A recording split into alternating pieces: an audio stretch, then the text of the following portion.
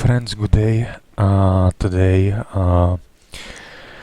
we are going through the list of our category C airports, and today we are going to make a turnaround flight. It will be from Tromso, which is category C airport, and we are going to Svalbard, which is not listed as category C airport, but I personally like this airport because it is pretty challenging to fly there, and I will explain you why. For the first of all, start with Tromso Airport. Tromso Airport is Scandinavian airport. It's situated exactly at the north of the Norway. So I think it's around the polar circle or maybe higher. But anyway, this airport is famous for steep descent approach, and is situated in the valley and surrounded by the mountain terrains and many obstacles, which made the approach quite challenging from not that point of view that you have to fulfill for example flight simulator training, but it's just rely on your flight skills. Okay, anyway, from Tromso we departing to Svalbard airport. Svalbard airport is airport which is situated at Spitsberg Islands, and Spitsberg Islands, especially the longer airport which is Svalbard, belongs to Norway, CAA, Civil Aviation Authorities, but there are as well the Russian part of the Svalbard, of the Spitsberg. So there are two different countries involved in this island. And why I'm mentioning the Svalbard airport? It's just quite tricky, because if you are coming from the east direction, you use localizer runway 28, and you are going through the valley, and there is as well too much mechanical turbulence, low clouds, sometimes visibility is changing from minute to minute. That's why if you have in your flight documentation in METAR says that everything is okay, and in the weather forecast as well, it doesn't mean that everything goes okay. In real life, I saw many times there are flight crews performing, even if the METAR and forecast staff was okay, performing 2-3 go arounds and then decided to go back to the destination alternate. So this is the Svalbard airport, and what is special on Svalbard airport? The special is that this airport is very close to fulfill the isolated aerodrome. What is the isolated aerodrome? Isolated aerodrome is the aerodrome which is in which the fuel to the destination alternate. The fuel to the destination alternate is much than fuel in 2 hours of cruising level over the destination airport, so over Svalbard airport. And the strange situation happens because we are departing from Tromso, and our destination alternate is Tromso as well. So this was the explanation, and just few things, because I'm just servicing the airplane, and as you can see, here is the waste and potable water. Potable water tank is situated below aft cargo compartment, and it has approximately 250 liters of drinking water. In aft servicing doors, we are always loading the catering. Front servicing door we are using for wheelchair loading or some specialties. But anyway, jump to the cockpit. I did the preliminary procedure. It's almost completed, so we can go and we can make a pre-flight procedure. So yaw damper on, all the way down. We are on ground power. we'll see what is the temperature outside. The temperature is 11 degrees centigrade. Sorry. So that means that we need to warm up the cabin. In this case, I will start the APU and continue. Put the galley power on in order to energize the cabin and in order to make us the coffee and pressurize, or let's say to energize the water tank pressurization system. Anyway, we are going through this overhead panel right now. We are near to the freezing conditions. Freezing conditions is below 5 degrees centigrade, or let's say 3 degrees, but anyway, I put probe it on as well. And going down, for today we have flight level 3, let me check it, 370. Okay, so flight level 370 is pre-selected. What is important, please set on your landing altitude on the ground in order to make proper workload of your pressurization panel. Is okay, lights are quite okay. Oxygen is tested 100%. A little bit low brake pressure, but I'm sure it will be okay. Check the hydraulic quantity is fine. Check the oil quantity is okay as well. That's pretty fine. We are going to fly with the VATSIM. Anyway, I'm lucky that if I decided to fly on VATSIM, there is nobody out there. But anyway, 122 the simulate in case you have air traffic controller, which I would like to have, and on emergency broadcast service 121.5.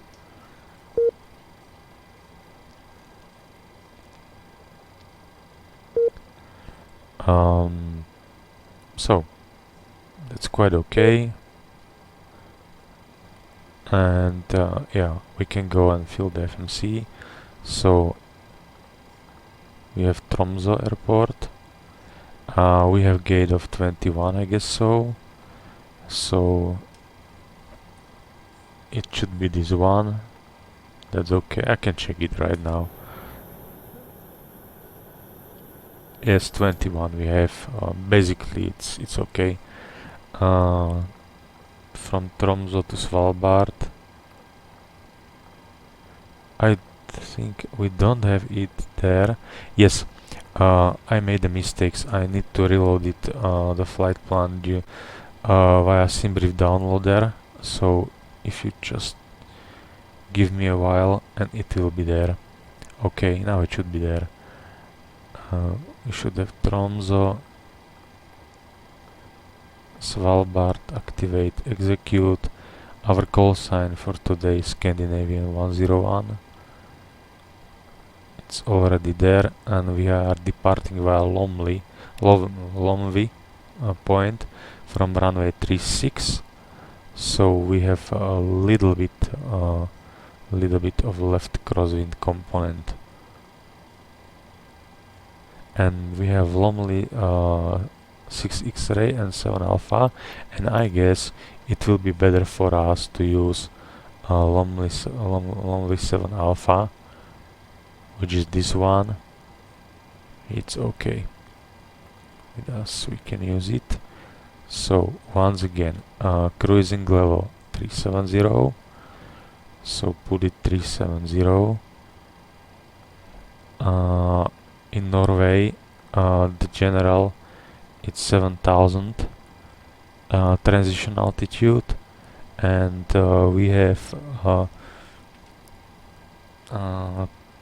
plus 10 degrees of centigrade via ISA deviation.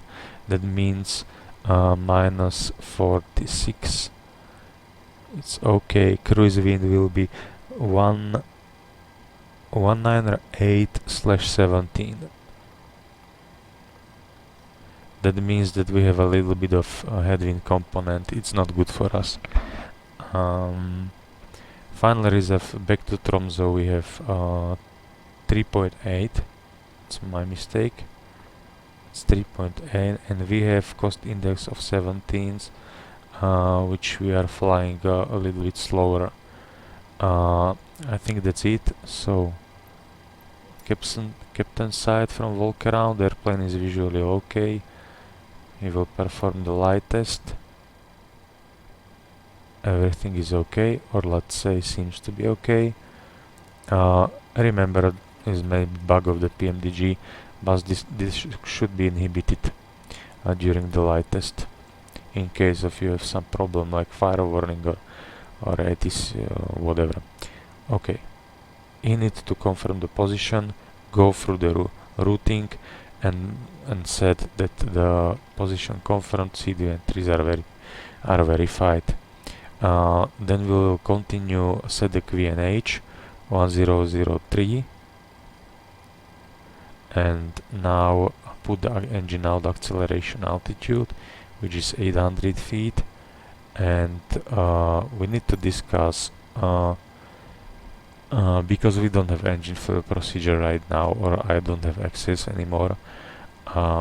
Just use the common sense, and we will go via SID at least to Tromso point. As you can see, MSA is pretty high, 7,100 meters. So we really need to know what is the engine failure procedure. But if it is something we have broken 1,600, maybe it should be okay if I stop airplane at 1,600 just below the cloud level and going visually somewhere over the sea. If we have air traffic and over the sea, we can climb up to some altitude. Grid altitude here is 5,800 feet, so we will climb to 6,000 and make it back to the ILS. Anyway, departure heading is 033. Sorry, 003. And we have initial climb credits flight level 90. That's okay. What the departure says? The departure says that minimum 6% up to 5,000 feet is the restriction, and yeah, that's it. Here is ERNA 1 GNSS required. We need to have the GPS on board for this departure. Contact Tromso approach when instructed by Tromso tower. This why we don't need it. We don't need it anymore. So we can put their ILS, and ILS we have bunch of information. So let start with the course, which is as well 003.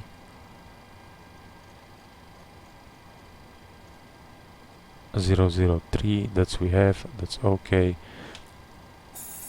Okay, tested 100%. It's okay, fine. Stop trim normals, cut off, and ILS setting is 110.9. This is the ILS in case of relanding. And Tromso 113.8.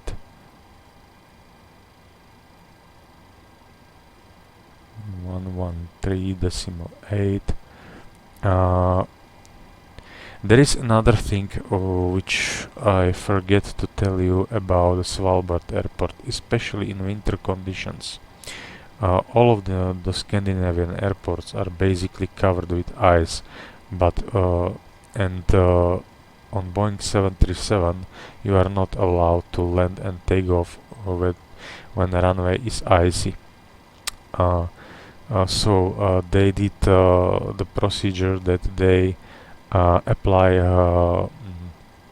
hot sand, and in this case you are allowed to land and take off on the icy runway, but you need to check your braking performance.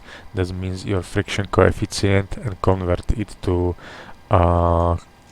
to braking actions for landing. This is just for you to be aware of this fact, and especially when you are flying to Svalbard airport, I will highly recommend it to have speed brakes operative, to have anti-skid operative. Why? Because the speed brakes, the speed brakes are accounting into the factored landing distance, and the factored landing distance, when you multiply by 1.67, you have landing distance required. So they are counting speed brake up and maximum manual braking. So this is your computation. If you don't have the speed brake, the landing distance required will significantly go up in this case.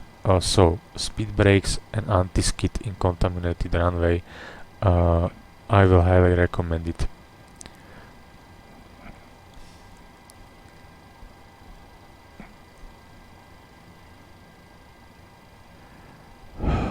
Okay, what now? What next? We have VOR Tromso pre-selected. That's quite okay, and you can see we can use for engine fail procedure this procedure, which is means approach procedure. So in this case, what I would like to do, I would like to say to put the Kilo Victor NDB into the fixed page, which is 362 right now, and we have inbound course of 183. So this will be our engine fail procedure, and we are climbing to 5,000 feet, and I will pre-select this onto the navigation panel like this one, and bam, we have it. Okay, that's perfect. So I will not go through all these procedures which is related to real life. Assume that all the maintenance, potable water and lavatory is okay, and we can start refueling. As I said before, we have minimum block fuel of 7,500 kilograms. In this case, I will check my landing weight and takeoff weight. We can take 2,000 kilograms as additional. So I will take 1,500 kilograms more. That means the block fuel on board, no minimum block fuel on board with extra fuel will be 9,000 kilograms. Today we have 86 passengers. In real life, it's very important to not overbook the airplane because we are not counting with structural weights, but performance limited weight. That means performance limited takeoff weight, performance limited landing weight. We have a 1.1 ton. That's fine. Okay, 500 here and 600 here. And now we are fully loaded. And I have broken my my pushback. I don't know why. So in this case, are we on bus? Yes, we are on bus. So we can leave the. We can do it like now, like this, and we can remove ground power and. We can remove all the ground equipment, and we can do the low cheat. So 56. Showers of rain. Showers of rain means that I will encounter a wind shear after the takeoff. In this case, I will use full thrust. I will use flaps 1 definitely, and this is 5.7 of trim setting. 5.7 we have, and we are accelerating at 3,000 feet, and we use wet runway condition and wind is 3505 knots.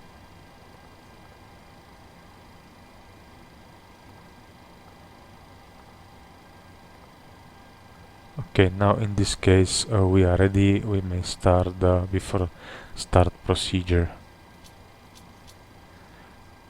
and we will discuss the procedure about the Svalbard airport once we are in the air. Just for time being, we will leave it like now. Okay, it seems the thunderstorm is around the airport. If you have thunderstorm over the airport, you are not allowed to do the refueling.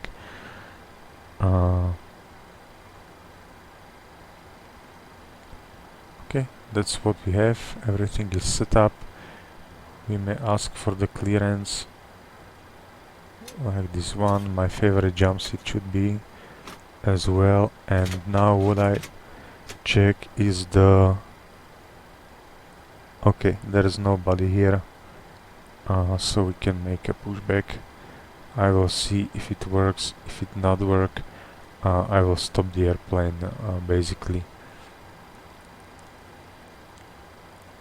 So pushback in meters, taxi to line, it's 20 meters. It's going directly to 90, I don't know why. On standard L nose to the left and 90 degrees. It's fine. Fuel truck start. Engine start procedure. Go ahead. We've been cleared for pushback and start. They want the tail to our right. Copy that. Ready for push tail right. Release brake, please. Okay, brakes are released. We can start the bulk time. Brakes released.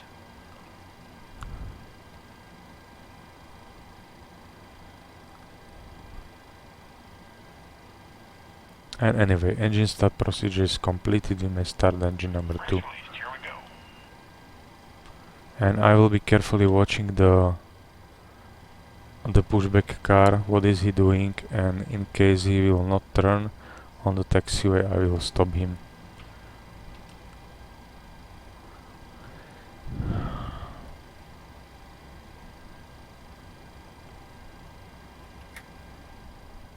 Okay, watch the GT. It's more or less N1, N2. Oil pressure seems to be good start, so I will focus on this guy.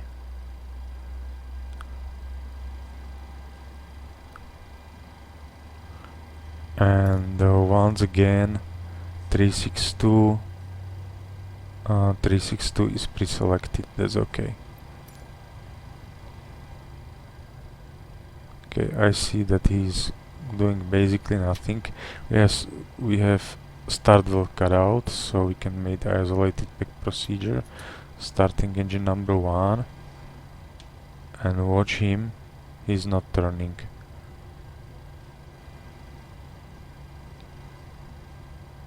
I don't know if it is a bug.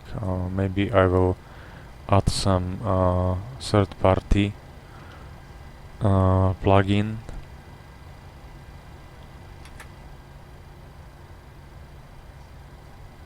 Yes, he is doing basically nothing, so I will stop pushback. I'll disconnect the pushback car. Set the parking brake. This is the non-standard, completely non-standard procedure, and yeah,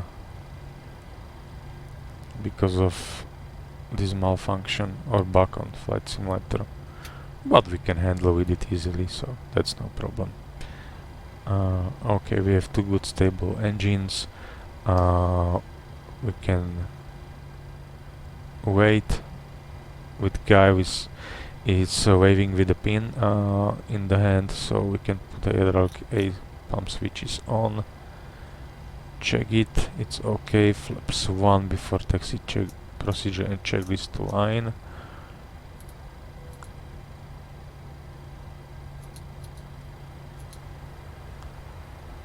Isolation valve is working. That's okay. We have 10 degrees of centigrade, so we don't need to use engine anti-ice 11 on the ground, so that's perfect.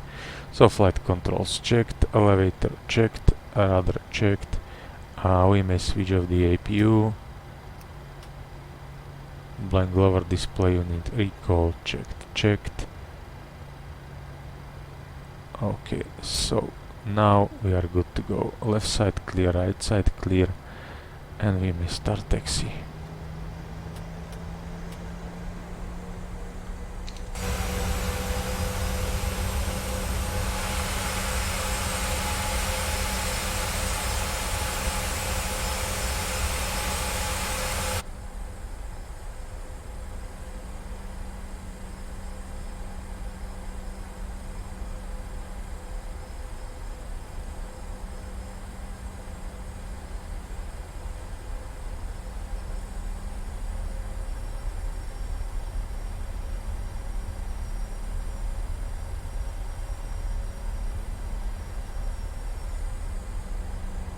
Okay, cabin angle is secured before takeoff procedure.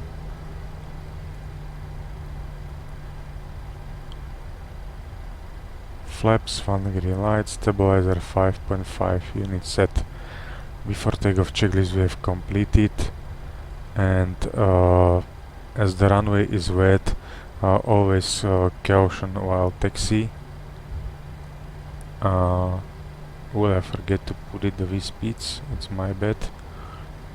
So 133, left side clear, right side clear. I think so. Left clear, right is clear, that's okay. We are entering the runway, so TA array.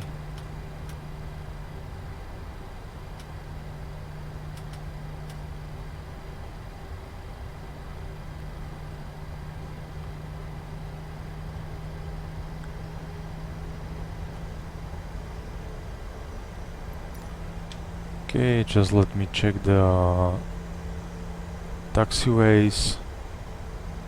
It's quite okay. We have turning pilot rod over here.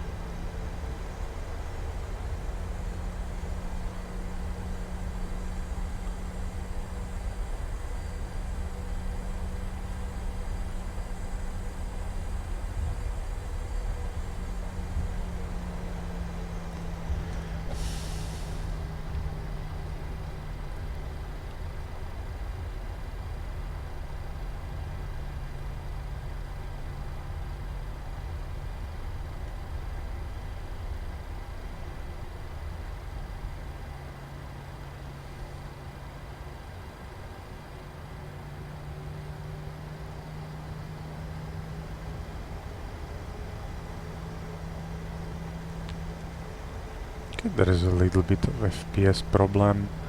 We put the L now from the ground. It's not working. Anyway, start the flight time. Let engine stable.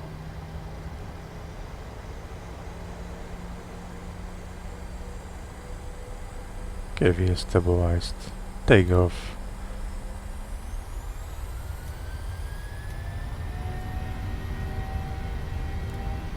And 1 toga.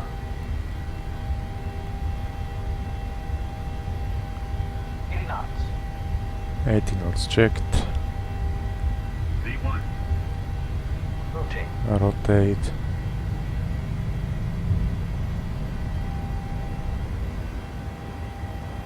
Positive rate of climb. Positive rate, gear up.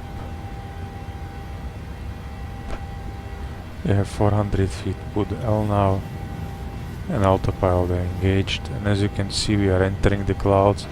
This is the quite nice bridge in Tromso.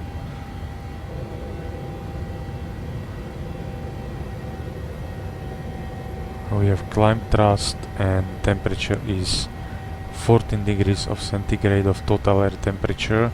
So far we don't need to use the engine anti-ice, but we may accelerate the airplane.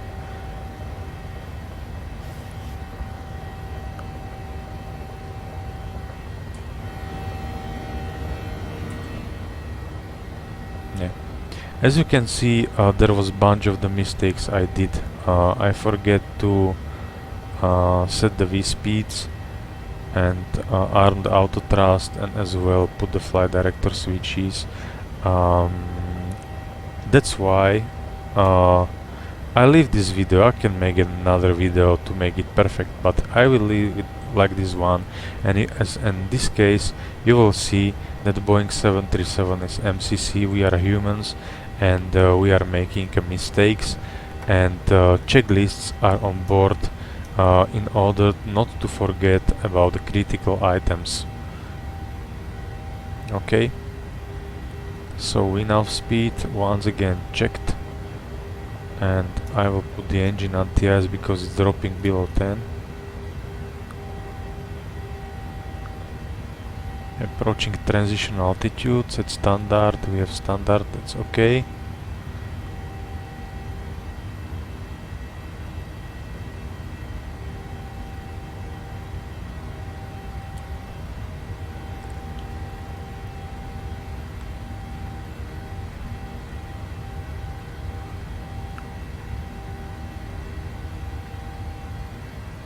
And we are overhead Kilo Victor NDB, which is quite okay, quite nice.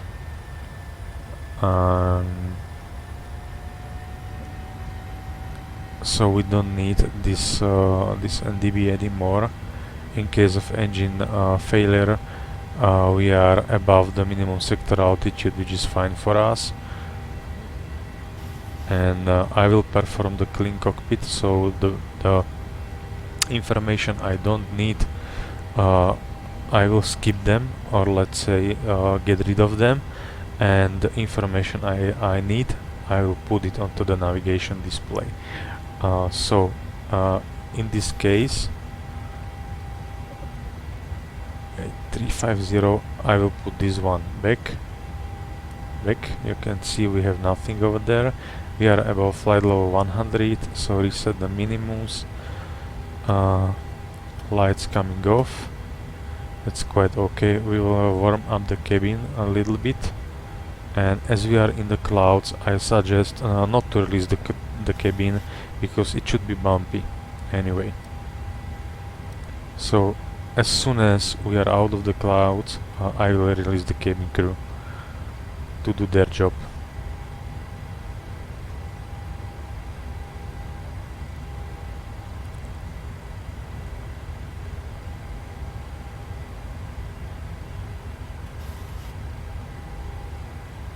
In real life, I will never fly this this destination without the weather radar. And as soon as we are out of the clouds, I will explain you one important thing. We are approaching the coast shell of the Norway. We are leaving the land side on the landscape, and we are entering the sea. And what is important when you are entering the sea? All flights which are conducted or are conducted in some part over the sea, they need to have the special equipment on the board. The special equipment is basics, the life rafts, and a life vest for not each passenger, but for all the airplane sitting. That means that if I have only 86 passengers on board, I need to have not only 86 life vest, I need to have the life vest for full capacity of the airplane. So this is the first requirement. Remember, if you are planning to fly over the let's like this one. Okay, if you are planning to fly from A to B, EASA Ops tells us that all the jets like Boeing 737 and Airbus A320, all the routing must be planned in order to have suitable en route alternate airport within 60 minutes of flying with one engine operative in still air conditions. And what does it mean in still air conditions? It doesn't count for the wind which you have, for example, headwind, or you have tailwind component. But basically, as you can see, we are flying over the sea, and we have no suitable en route alternate airport. But roughly says that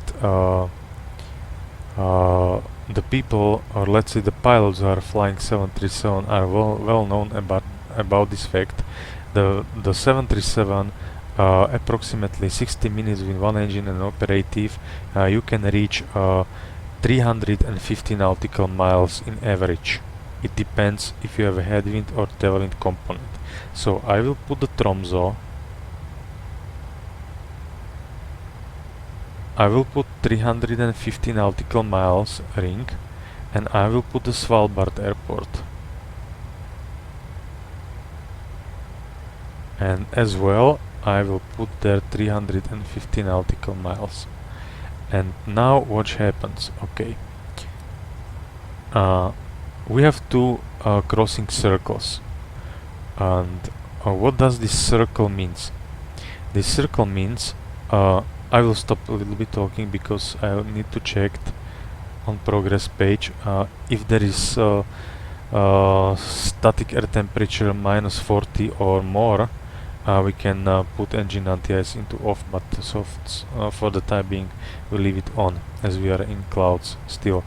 Anyway, these two circles, here is let's say equal time point. This equal time point should be maybe closer here, because we have tailwind component. If we have headwind, it should be somewhere here, but anyway, disregard it.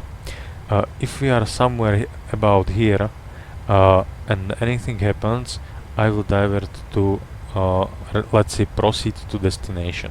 If something happens in front of this point, I will go back to Tromso, but be aware of the fact that it depends on the nature of the problem. This is always related to one engine in operative. The same procedure is basically applying when you have rapid decompression, and you need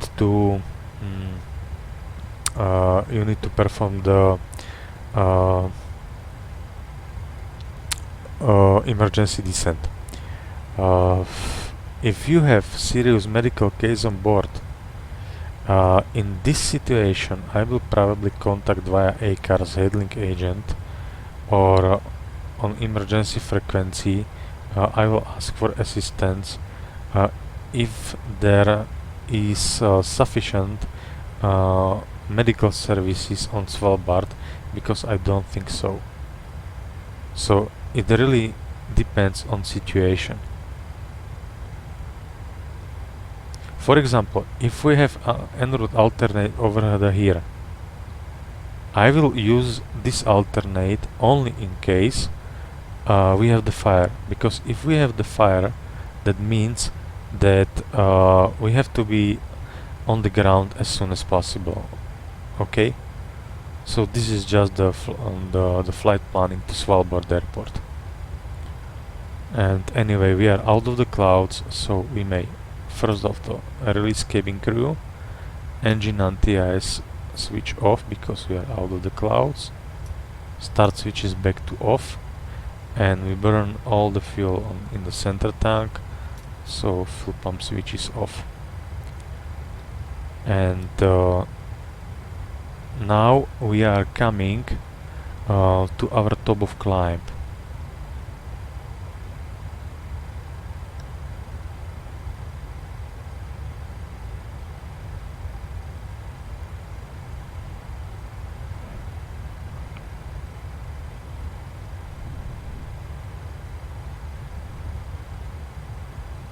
We have 7 levels to off. As you can see, we have really nice clouds, really amazing clouds from my point of view. As you can see, it's pretty cool. I really like it.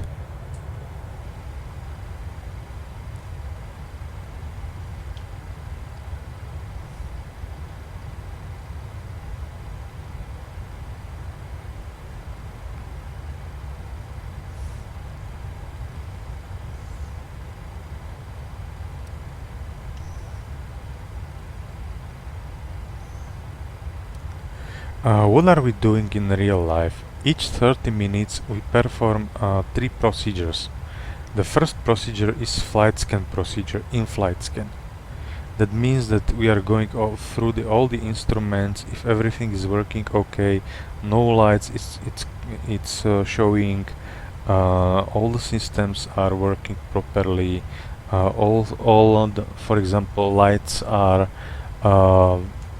in match the conditions for cruising, etc.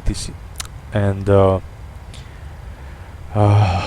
second point, we are making a fuel check. Fuel check is very important just to know how many fuel we are losing or saving, how much fuel we have additional or on board, or we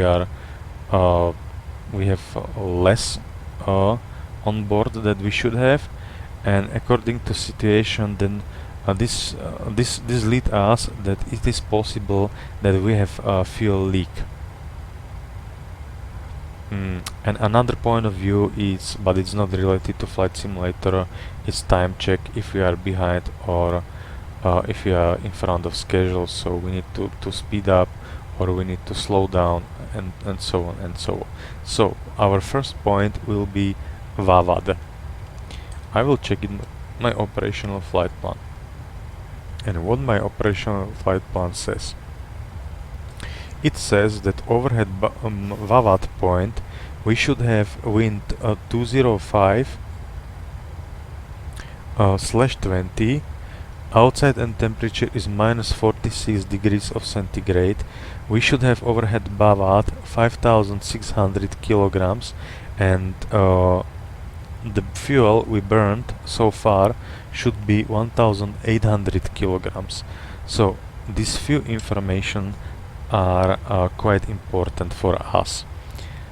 The first of all, why, or let's say we'll skip this and we'll wait for our final cruising level. We'll perform the scan flow, and then we do the fuel check overhead VAVAD point.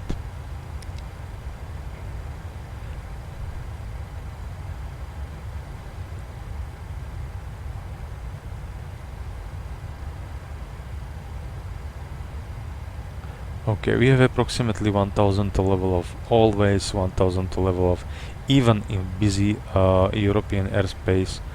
Let it through vertical speed if you have high rate at 1000 or 500 in order to avoid TCAS warning.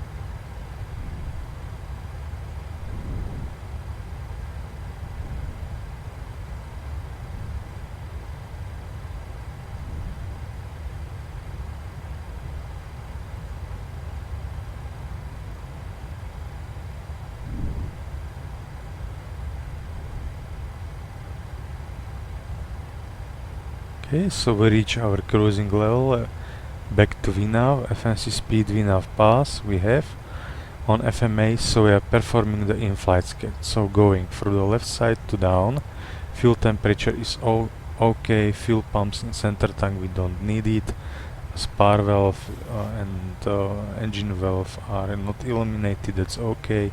We check the generators, if they are working properly, they are working properly. Check the battery condition and auxiliary battery, that's fine, and that's perfect. We are going all the way down, everything is fine. We don't have any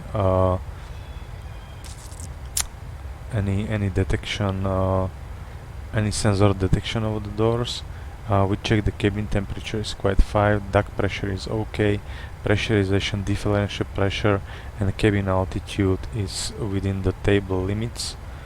And as I can see, the airplane is still a little bit pressurizing the cabin because the cabin altitude is rising, but it's normal conditions.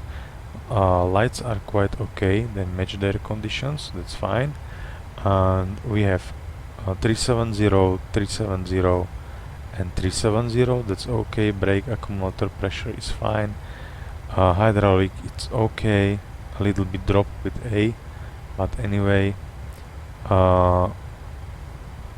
Oil quantity drops suddenly, I don't know why.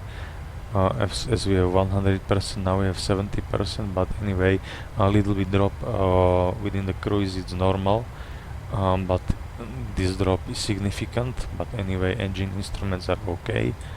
And what we can do the next, just go briefly and scan this if it is okay. If you do not put the transponder to TARA mode, if we have correctly set our VHF panel, so we don't have it on the mask, but we do have it on the headset, and so on and so on.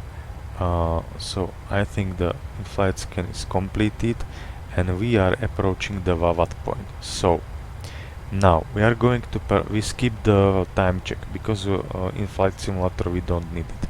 But anyway, as we are approaching VAVAT, we will go to the progress page number 2, and as you can see, we have 40 nautical miles to the VAVAT.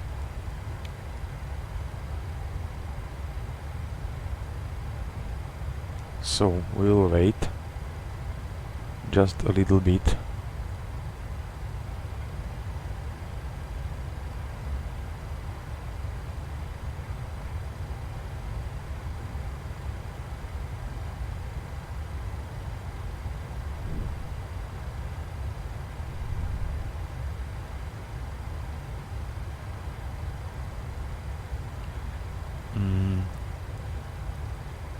I will adjust one thing, which is in simulator options, and that's MSFS localizer course on or off.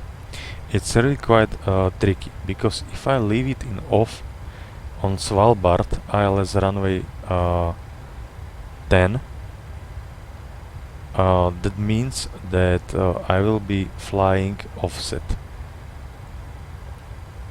And if I put it off, I will fly okay. It depends on your scenery. It's hard to predict it when you are flying somewhere if your scenery is properly modeled, but you have the option to set up it here. And once again, go to our VAVAT point and imagine that air traffic controller says us, I will leave it, I will tell you later on. Okay.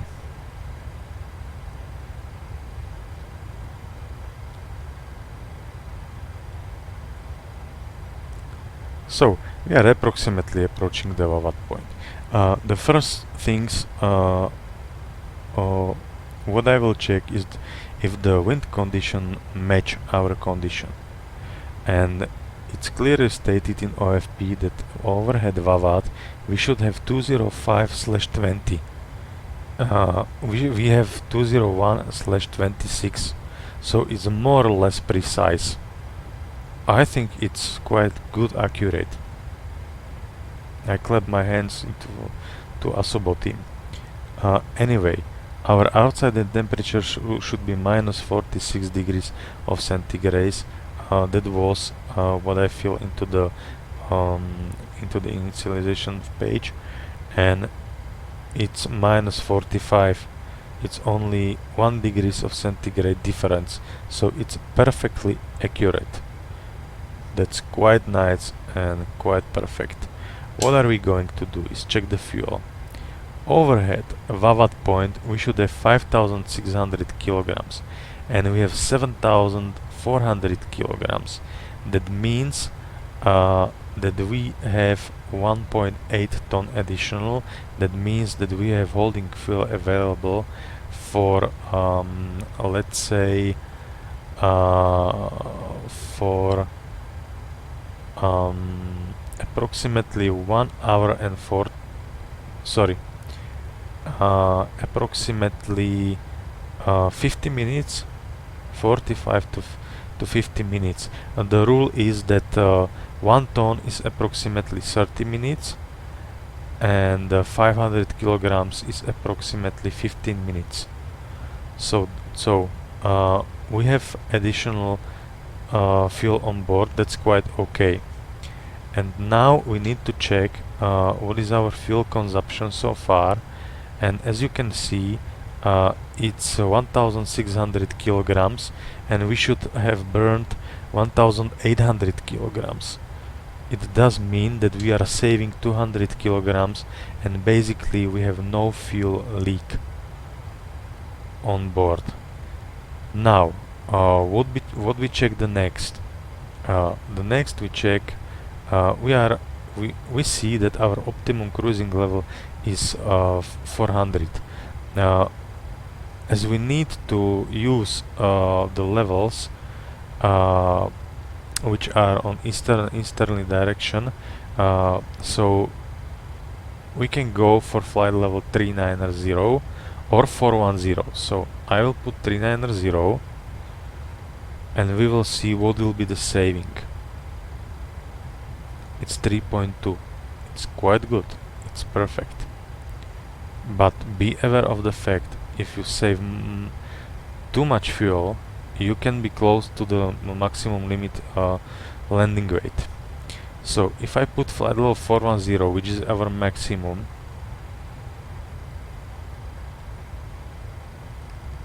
we can see that we can save 5% of fuel. But this couldn't be so true because this is the basic calculation of FMC. But if you check your operational flight plan, and I will check it overhead VAVAT point at 370, we should have a wind of 205 20 knots. So that means we have it basically 20 knots of tailwind, and according to our flight plan, if I climb to flight level 390, I will have less wind conditions, approximately with 5 knots, and I will have higher temperature. It's because close to the North Pole you are, the tropopause level, which is isothermic and inversion layer, starts. It has no benefit to climb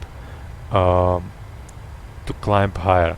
So in this case, if I see this situation, however, the FMC said that we are going to save the fuel, I will leave with flight level 370 at the time being. And now what are we going to do? As you can see, we are within the crossing of 2 circles. So in this case we are still good to go to Tromso in case of engine failure. But let's talk more about the Svalbard airport. I will put it here.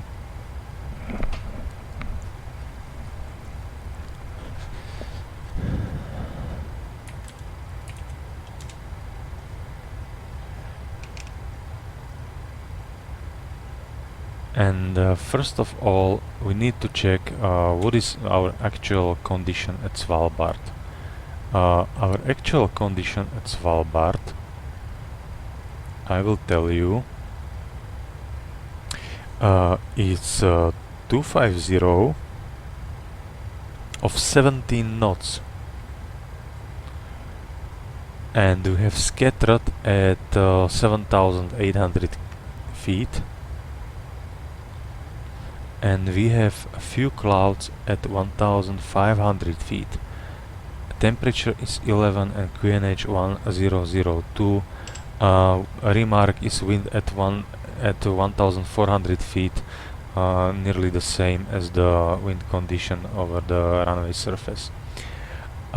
So in this case, I will definitely go for runway 28 with a flap setting of 30, because 17 knots headwind with flaps 40 it's quite challenge, and your airplane should be unstable because you have high lift.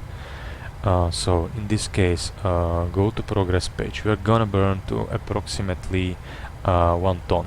So that means that we have 53.3.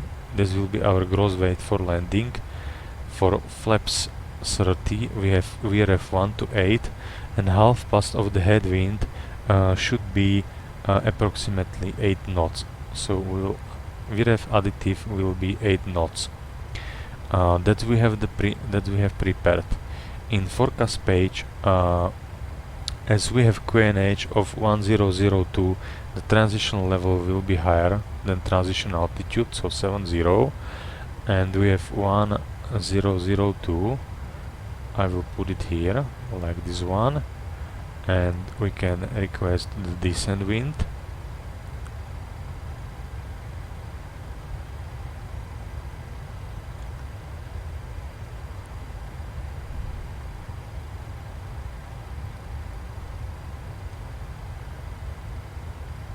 And now what is important?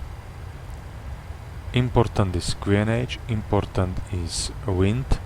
ISO deviation has negligible effect. Transition level, basically, yeah, you can put it as a remember that a guy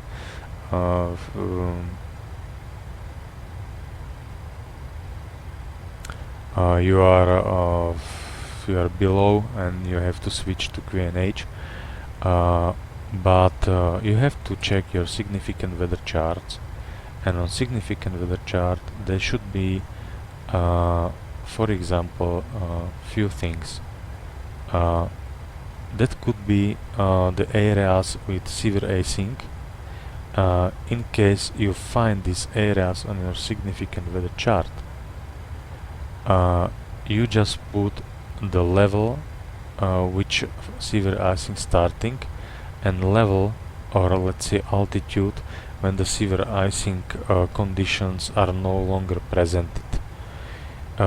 It's important because your idle descent will be not at the 30, approximately 30 of N1, but it should rise to 40.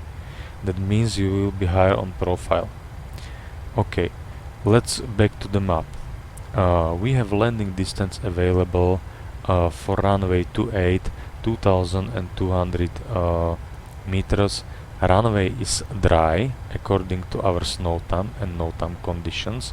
There is nothing special. In this case we have strong headwind component. Auto brake 2 is fine without any problems. What we should realize that the puppy indications are 3.4 degrees. So I will write it on my paper. 3.4 degrees of angle, and runway width is 45 meters, so it's quite okay. And to be aware that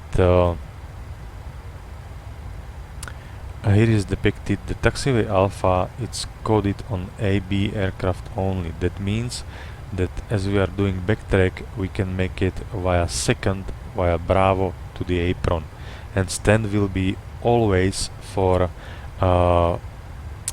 commercial flight like Boeing or Airbus, stand 2 or stand 1. Okay, and the sequence is when there is nobody out here, they put directly to you to the stand number 1, and another airplane it's going to stand number 2, and so on. Okay, so now we can go to approach, and this is quite tricky situation, because if we are going to Lex page, and in Lex page you can see that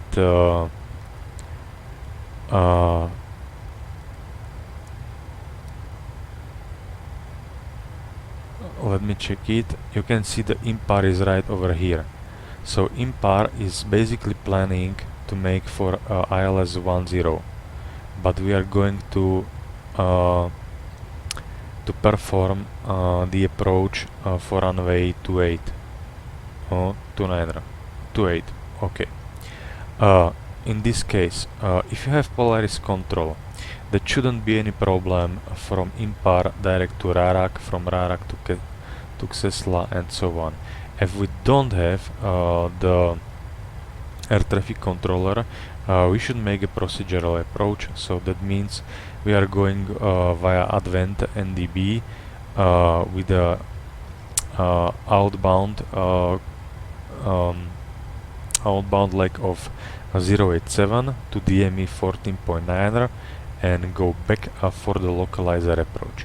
If you are performing localizer approach, please do not arm the approach mode, otherwise you can go from this point, from this particular approach. Just disconnect the autopilot and fly it manually. Okay, anyway, so we can do it like this. Localizer to 8, and now we have the discrepancy. Okay, from impar we are going to Advent NDB. That's fine, and as you can see, from Advent NDB we have 087 track to DME 15 approximately, and then we make start turn. And I will zoom them up a little bit to show something. Now it's more or less okay, and we have quite smooth transition. Would I suggest you, in order to be stabilized, because the approach is quite tricky and it's quite bumpy and everything, it's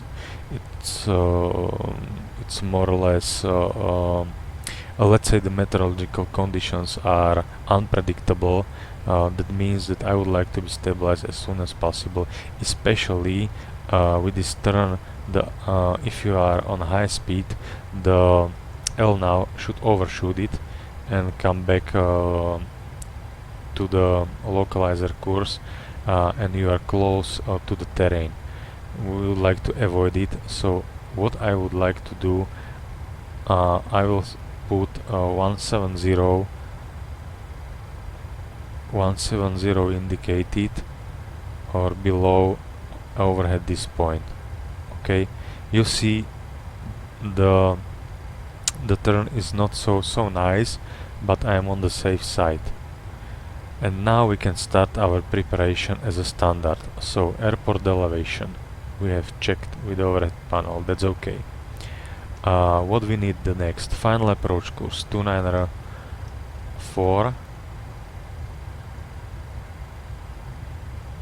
294, 294, and localizer course is 109.5.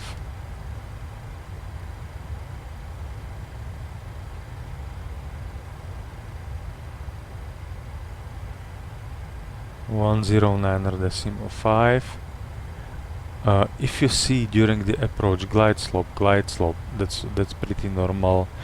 Just to leave it like it is, because it shouldn't be while localizer approach. What is the next? The most important is for our misapproach procedure, climb straight ahead onto 294 heading. When passing DME 10 from Lima Alpha, which is our localizer DME, turning left to Longyear NDB, enter holding and climbing 4,500 feet. Holding is right over here. It's a 098 inbound course with a left turn, so that means it's publish holding with non-standard direction. Okay. So I will put 326, which is Advent NDB.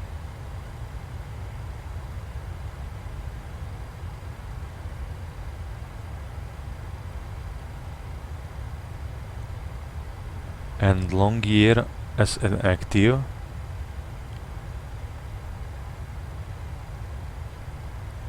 like this one, and put it as well on the nav page, just to have the information, source of information.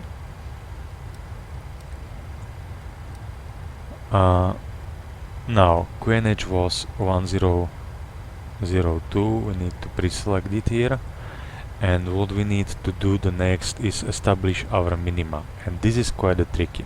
If you look at the chart from Xesla, or let's say from our outbound, we are going directly to DME13 approximately, which is coded in FMC database as Foxtrot Lima 28. We should have 5,000 feet, and from this 5,000 feet we are going, we can make it like two ways. We are flying V now, or we are flying via vertical speed.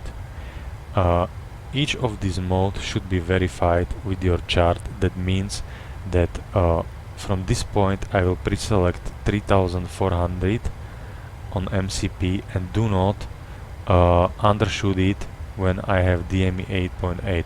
As soon as I reach this point, I will go down to 1300 to DME 5.3, not going below. If I am on VNAV, I will just check these altitudes, and after this point we are going directly to minimum descent altitude.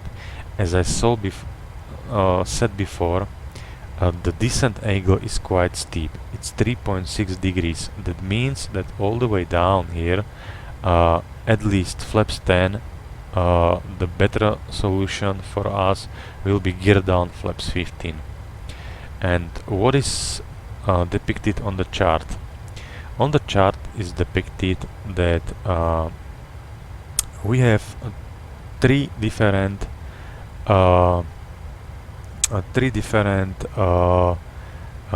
minimum descent altitude, or let's say decision altitude. Decision altitude is when you are using VTP, visual descent point, and we are not planning to level the airplane. So in our case it's 510 because we are light.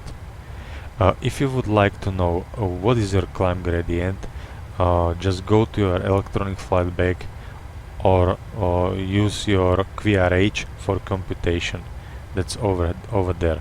But in this case, in this gross weight I saw on the computer, when we press toggle twice, we easily reach these conditions. So what does it mean for us? For us it means that we have scattered of 7,800 feet, which is quite high. It's okay, the sailing is more or less okay, but be aware of the fact that in order to account your minima, you should always take broken or overcast. Sailing is not considered to your minima. So anyway, we have basically no clouds to our minimums, and the visibility was more than 10 kilometers, and we should have RVR at least 1600 meters, so we are good to go. If you go to the QRH and your misapproach gradient is, for example, standard 2.5%, we will use this minima. As we are going to fly via CDF, continuous descent technique with visual descent point, I will put it 560 minima.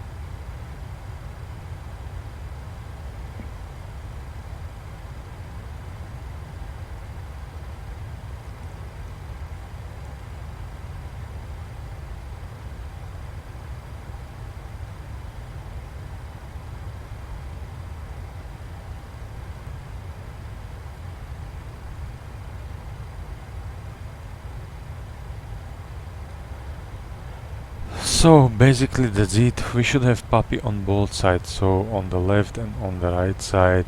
This is short, quick for misapproach procedure, straight ahead to DME 10, then heading to 904 with a left turn to long gear and DB mega publish holding.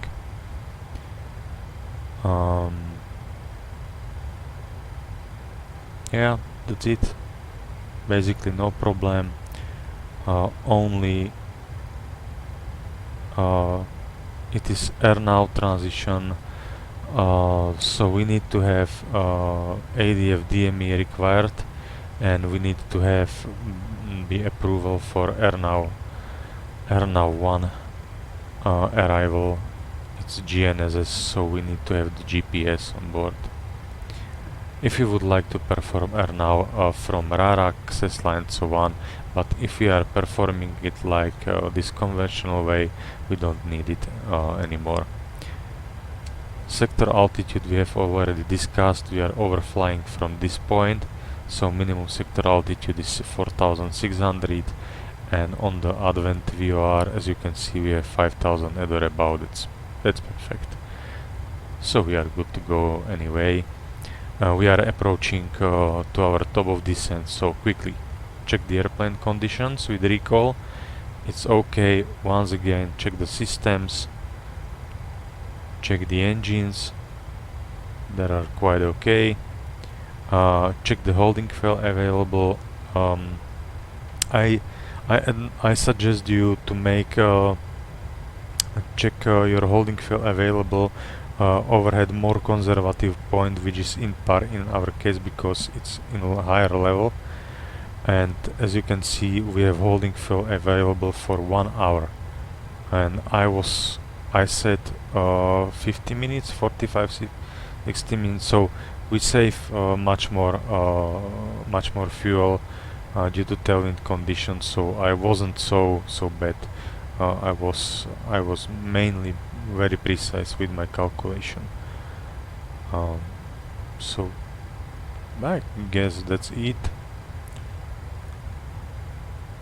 And just call the cabin attendant and tell her that yes, we are performing via easterly configurations, and don't be scared if you see that we are low and we are flying low over the hills, and expect on approach and short final some turbulence in order to be prepared.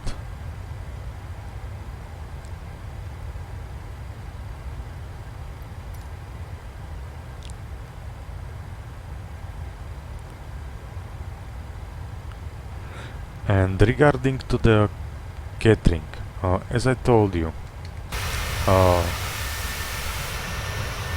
aft service doors are using for catering. They are loading catering from aft service door. The catering should be for example described as CN, that means Charlie Nil, or it can be CF, Charlie Full, or there are some more codes. Charlie Nil is basically that we have no cabin crew, cabin attendants, and we have no equipment on cabin and no catering on cabin. This is mainly when we are going to perform the technical flight or ferry flight. For our flight we use Charlie Full. That means that we have catering to both legs, to leg from Tromso to Svalbard and from Svalbard back to Tromso, and we have 4 flight attendants on board, which is standard. So crew composition is 2/4, 2 guys in the cockpit and 4 cabin attendants at the rear.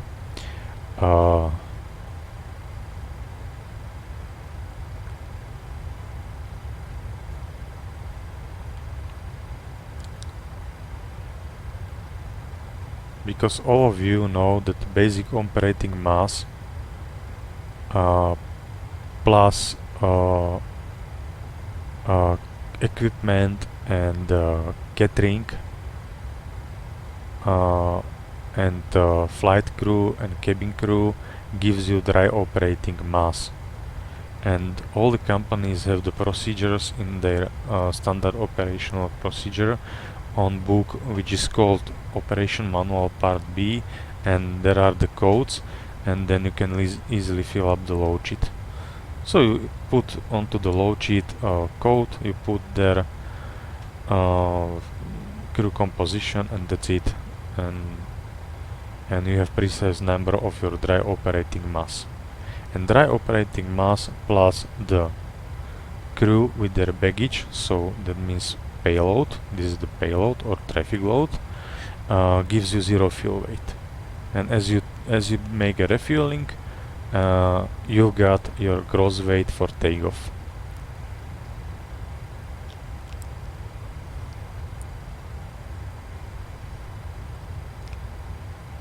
So I think we are prepared for Svalbard airport.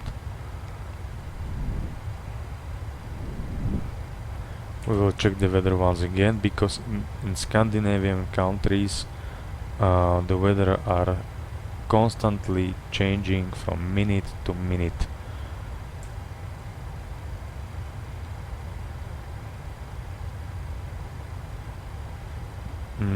But this is more or less valid for winter conditions, but in summer conditions it's quite stable. It's not big deal. Yeah, we have the same conditions. What I will do in this case, if I see the clouds below and I see the cumulus clouds, so I can show you in decent page forecast. We have scattered of 7,800. So that means that, for example, I will count for my descent that top of the clouds cumulus are flight level 150, and the lower level it's 7,800 kilograms. Okay, and now we have the level which engine anti-ice will start, and this is the flight level when engine anti-ice ends.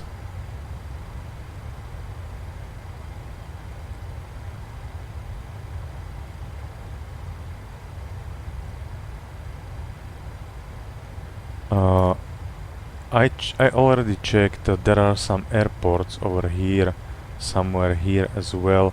So basically the Svalbard airport has its own CTR and TMA in which belongs these airports. That means that let's say the traffic should be aware of them. And if you are with the Polaris control, it's not a big deal. But if you are flying there without Polaris control, just procedural, and you don't feel the safe because you think that you may have collision for traffic which is over here. Here is some gravel runway. Yes, you can go, for example, flight level 100 and make a holding. It's called a racetrack, and descend with the racetrack to 5,000 feet, and then start your procedural approach. But I suppose we have no traffic over the Svalbard. I can easily check it with my VATSIM.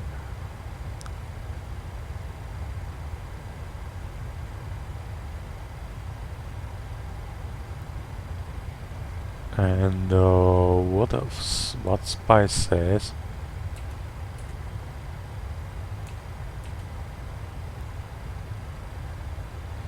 At what Spy says that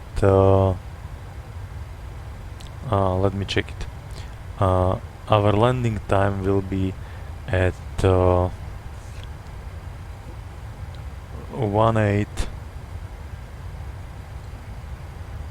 approximately at 6 o'clock Zulu.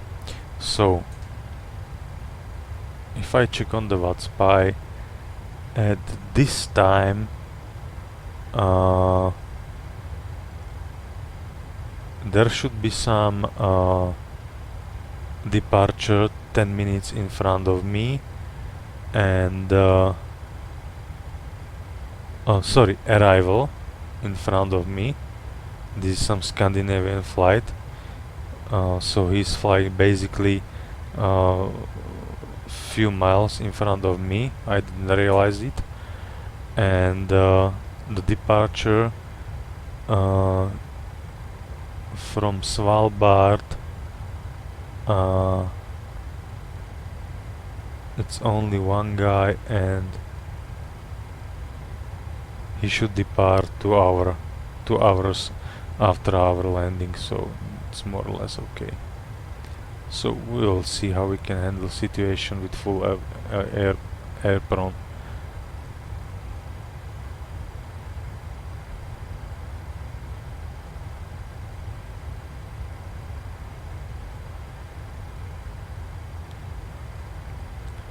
Okay, so we are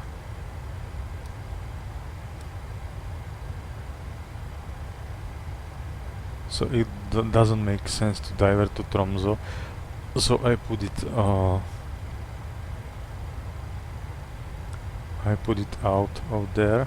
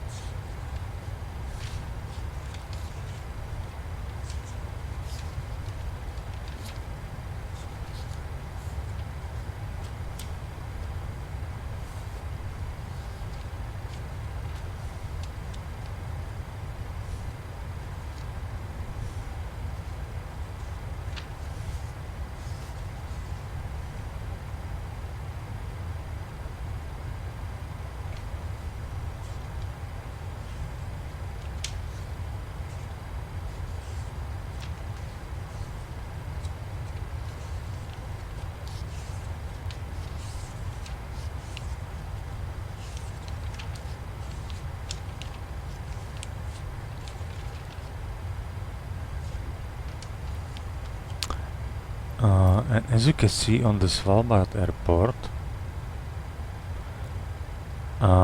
this part of the apron, it's according to the Norway IP, Airport Information Publication. It's related to dangerous goods cargo compartment. So there are standing the airplane which are carrying the cargo or dangerous goods, and it may be used for civil aviation parking if stand number 1 or 2 is full.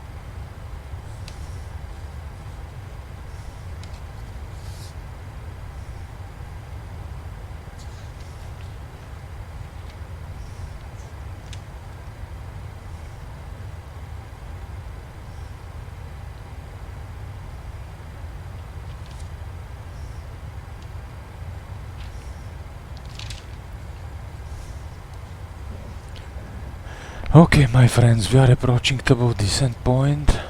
40 miles ahead. We can put flight level 200, for example, and we may start descent.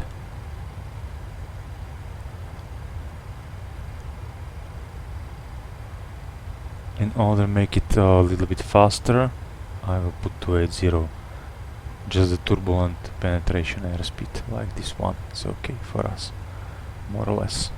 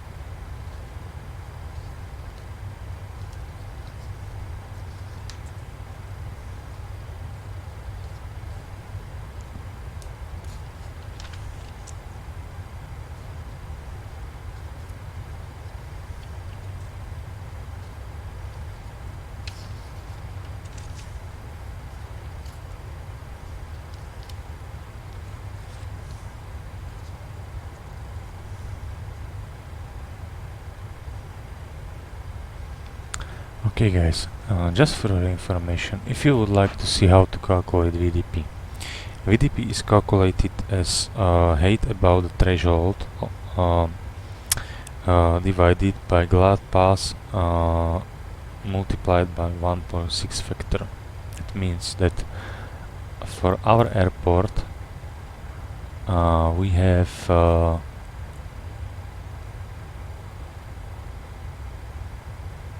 the height of 500. Okay, it's height, so it's related here, but I add 50, so that means 480. So this is 480, and glide path angle is 3.63. So that means that 3.6 multiplied by 106, and we've got 381. So in our case, 480 divided by 381 gives us 1.3 nautical miles from runway threshold. This is our visual descent point. How we can put it into the fixed page? we see we have only Svalbard airport, which is basically not valid for us. I will put runway and slash 1.3, and this is our visual descent point. So if we are low below the visual descent point, we may level the airplane.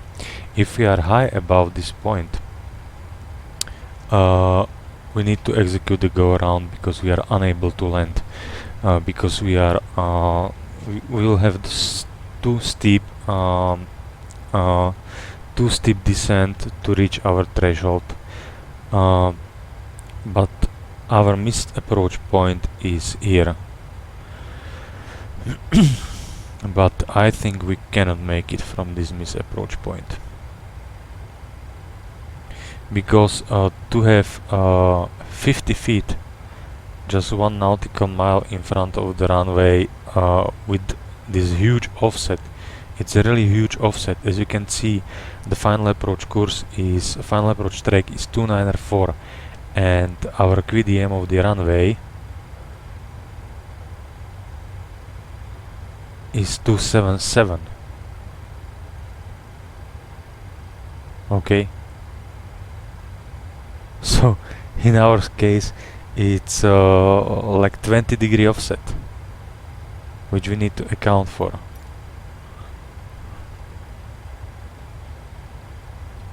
Okay, we are on the changeover altitude.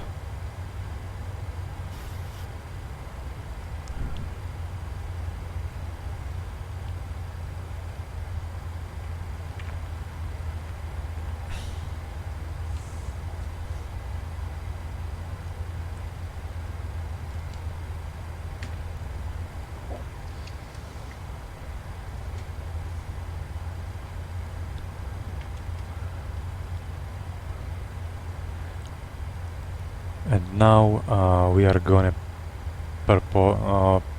focus on our arrival and approach exactly, because you will see we will be flying really close to the terrain.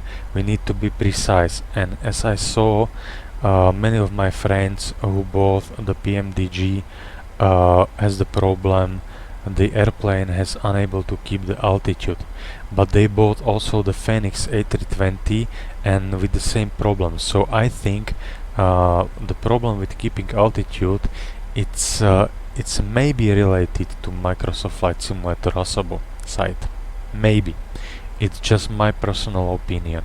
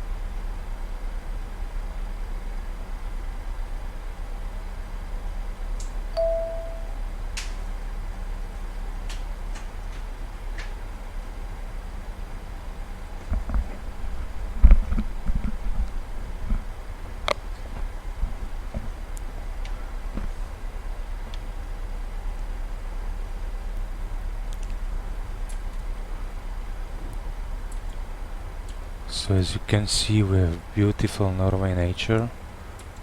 Let's say Spitsberg. I don't like to avoid the Russia people.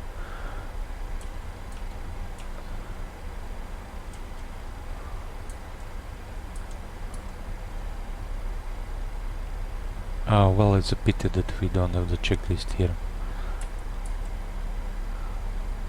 Anyway, once again, airplane status is okay, and we are approaching flight level 200, so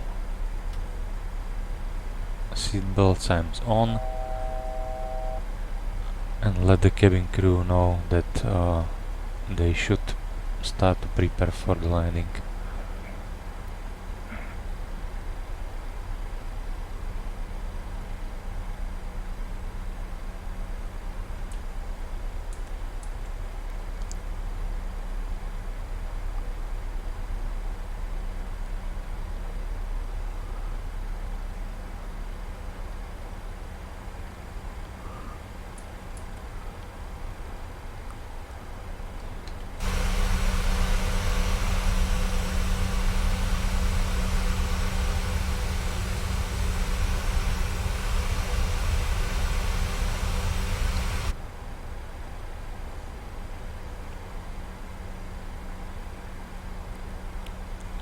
Okay, if you would like to be precise and ensure that we are protected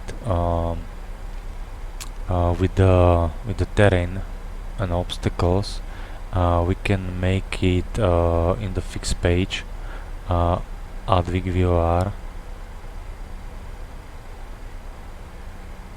Sorry, Advig NDB and slash 25, because minimum sector altitude is always 25 nautical miles. So like this one. And for our segment of arrival, which is 185, as you can see, we are going directly from here.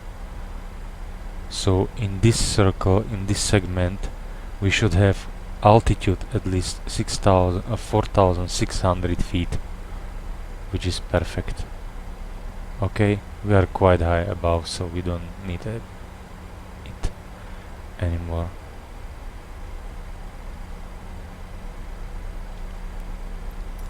So cross fingers to me and to make a good landing, because it's quite windy and it should be a little bit bumpy.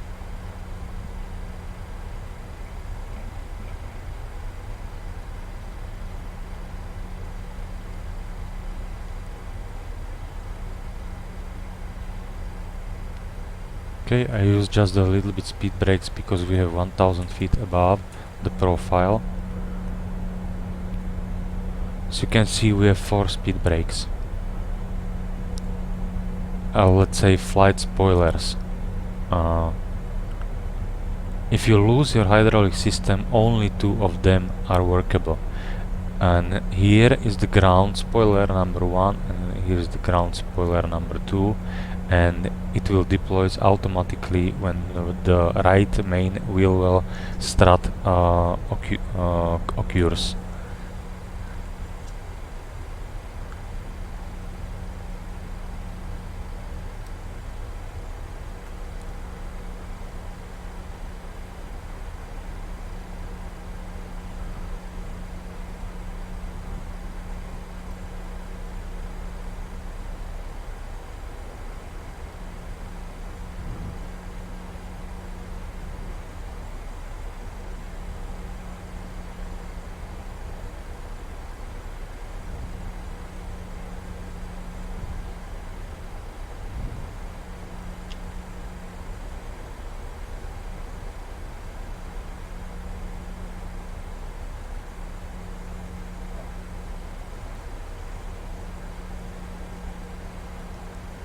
Okay, we are approaching flight level 100.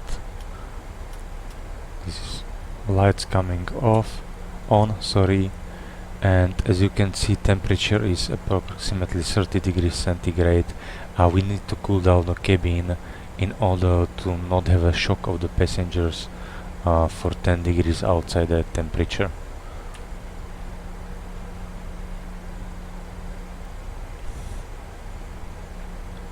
And we are below flight level 100, so we may decelerate into speed 240, and we can go down to 5000. 5000 QNH 1002.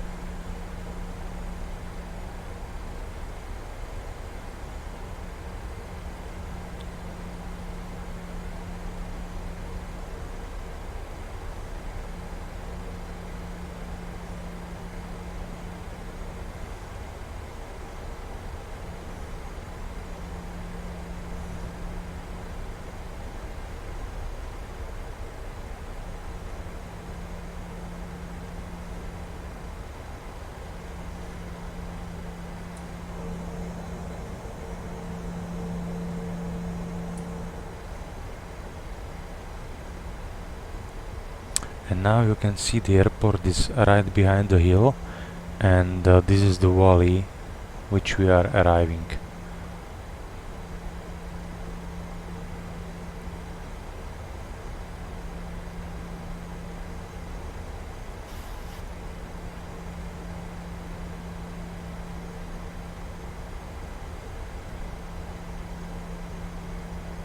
Okay, maybe we can go a little bit slower to catch the glide.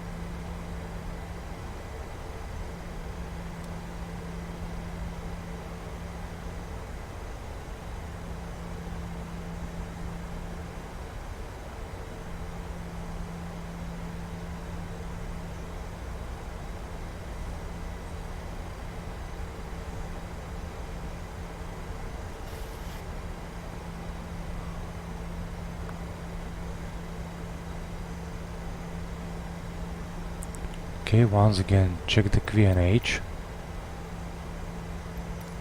It's very important. We have QNH as 1002. 1002, double check it's okay, and wind conditions are the same.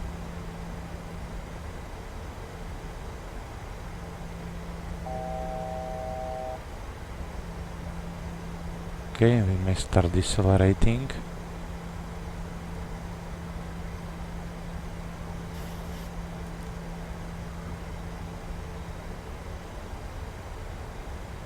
We are entering clouds.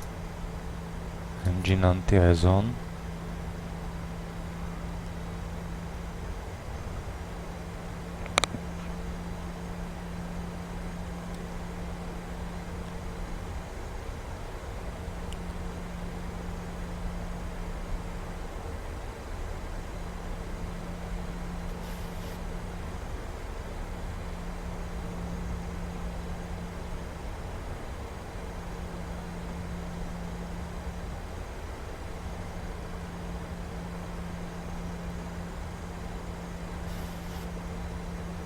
Vertical speed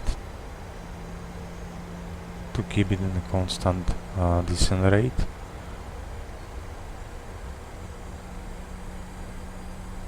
And with the turn we can start extended our flaps. And if you can see, we have no ice accumulations on wing. How we can check it? We put the wing lights, and we can see that if the leading edge is not gray, it's white.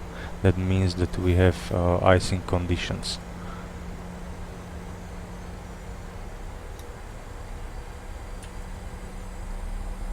So far we don't have, so we can put flaps 5 and go for flaps 180, just turning the airplane. Do not forget to set the bug.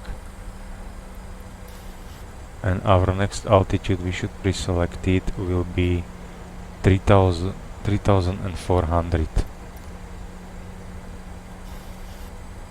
And you see, you have to carefully watch in this situation, because you see what the airplane is doing now. It's two-way overshooting the altitude. He should keep it. He should keep it the altitude. I really don't like it.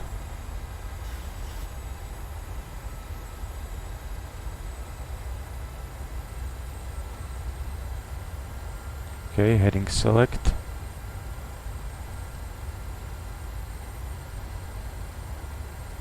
Flaps 5. 170 indicated. Okay, we should be back on 5000 feet. You have to be very precise and watch what your altitude is doing. Boeing says that it's good CRM practice for pilot monitoring to always tell the FMA which occurs on primary flight display. So in this case he will tell localizer captured. Okay, so in this case I will put 249, which is miss approach heading.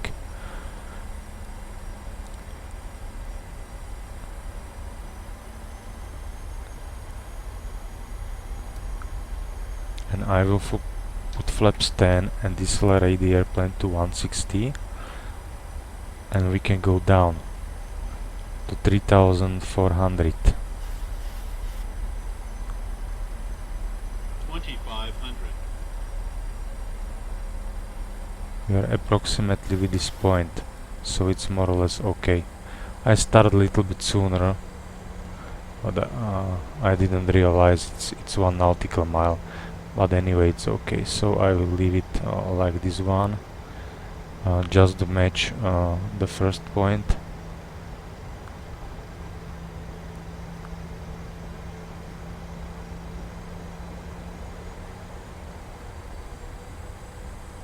Okay, this one should be okay. We are still in cloud, so engine anti-ice should be on.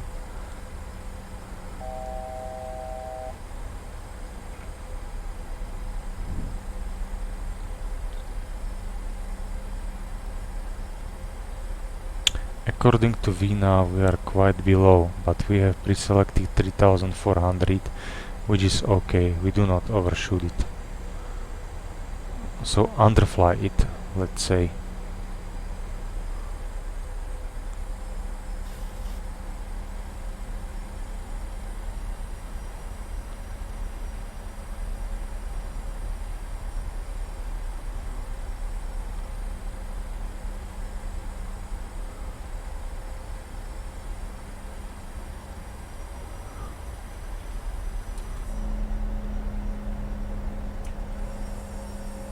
As you can see, we are very close to the terrain, and you have to be exactly precise. Okay, we can go to 2200. Okay, and I will put gear down, flaps 15. The speed brakes, engine anti-ice, we don't need it anymore. So a little bit faster with the rate of descent.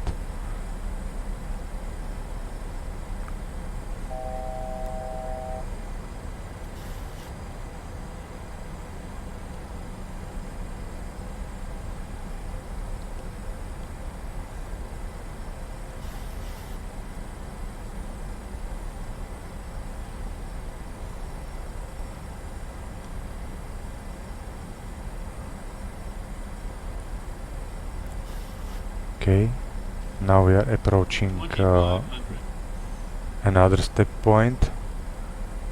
and we can go down to our minimums, which is 600 feet approximately. Always be on the safe side.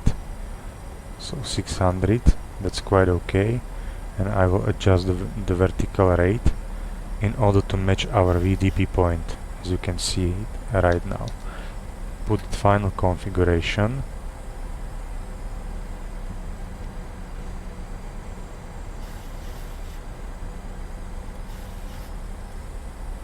Okay, watch what the airplane is doing.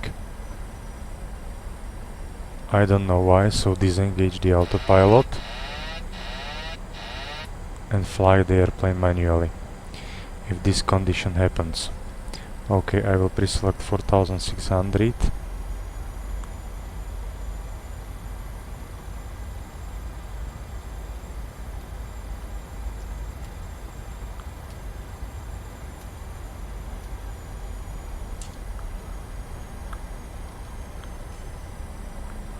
So this is what I was talking about.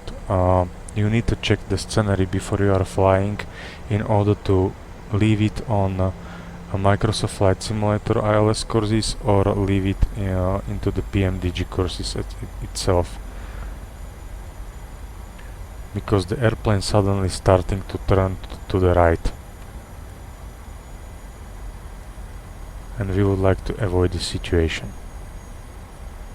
Anyway, now focus on puppy and focus on touchdown point, because I don't see the puppy.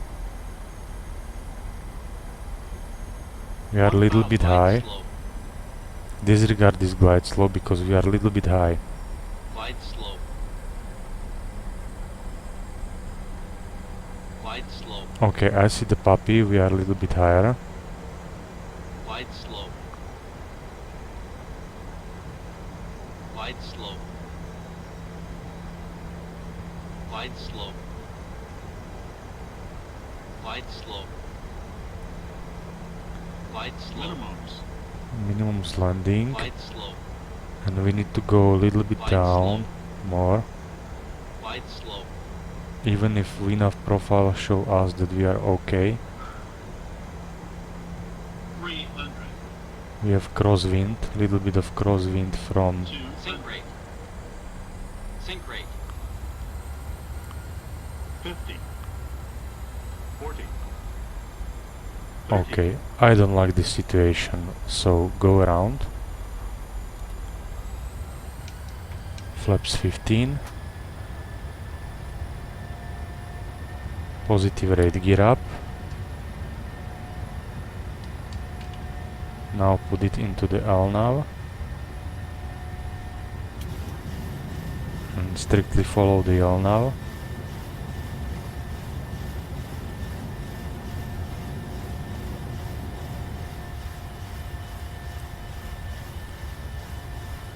Okay, we can start accelerate.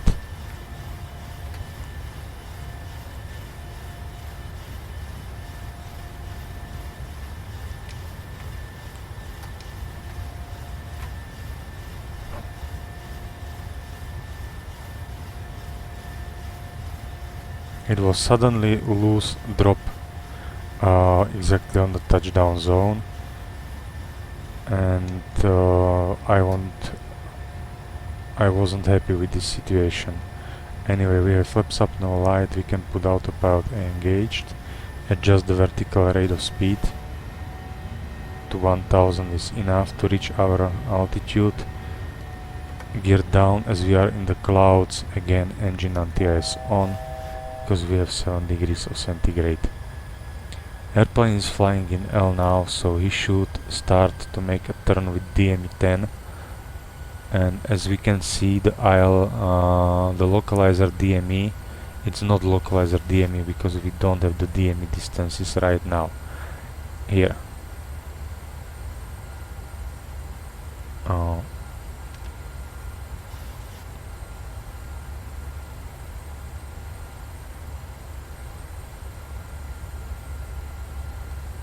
So we can check it roughly.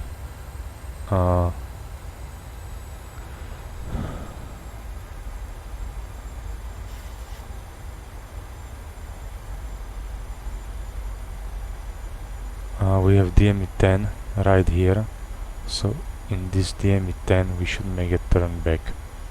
And I will check with the Lex page. We have hold fuel over the long gear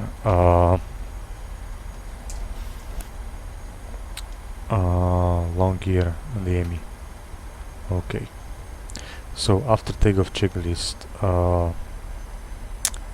auto brake off, but I will leave it on 2. Landing gear up and off, flaps up no light we have, and engine bleeds and packs auto.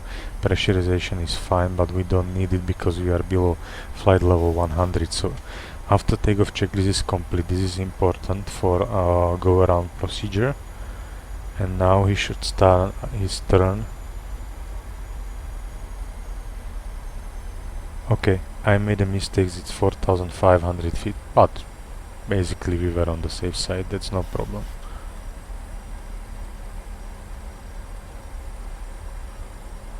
We will keep a little bit vertical speed like this. And remember that if we're gonna fly this procedure once again, we need to have 5,000 feet overhead and dB. So what is important right now in this situation, go for 5,000 feet, make it 1,000 per minute, and we will prepare the airplane for the next landing. So that means everything leave like it is, except we put again localizer to 8 via Edvik. That's okay. And what is the next? The next will be our flap setting, again flap 30 and plus 8 knots. We will have VRF of 134.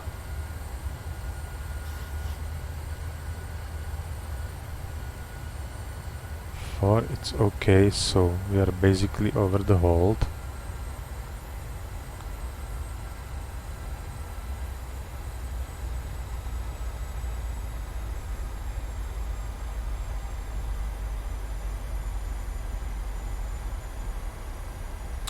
Anyway, we can leave the holding pattern as you can see right now, and go directly from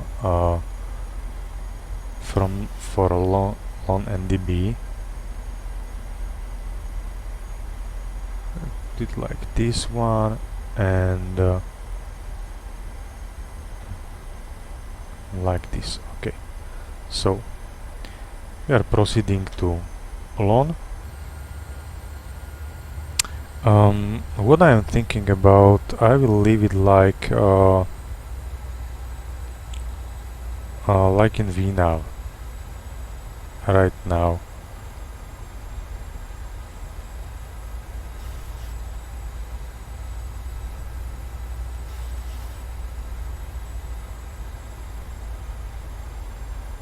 He's completely confused what he's going to fly.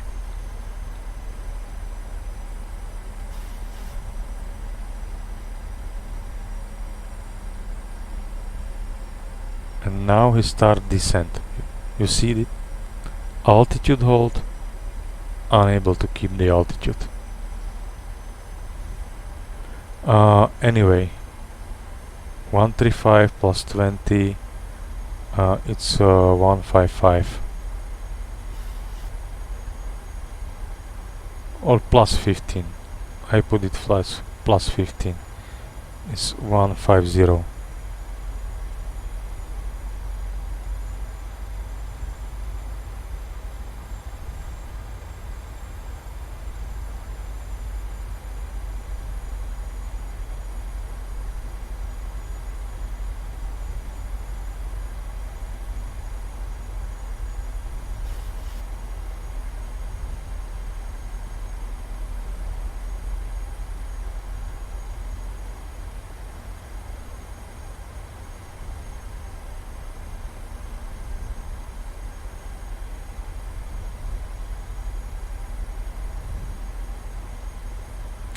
So this is the second attempt with crosswind component of 20 knots.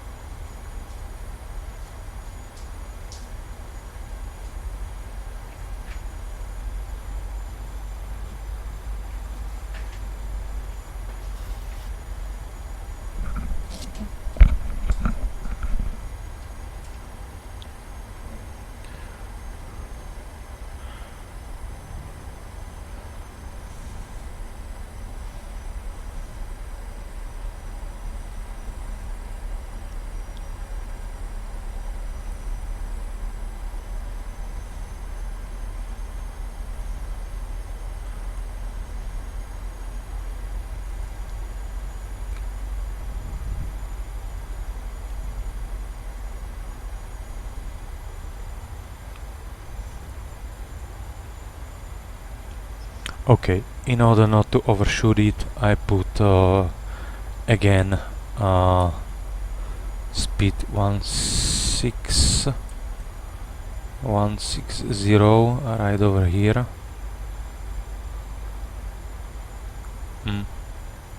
Yeah, looks pretty cool. Fine. Okay, 190.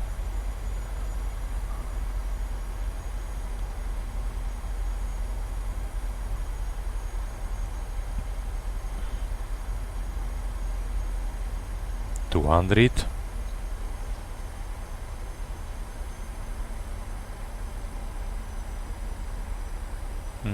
It looks better.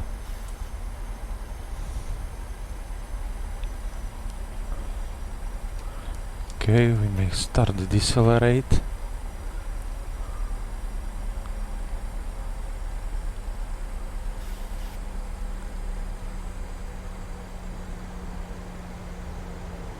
And we have to be careful and watch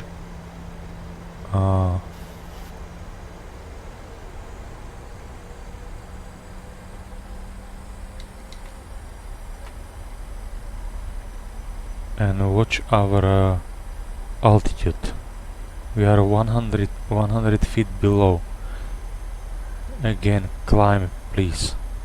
We are close to the terrain. I don't like this.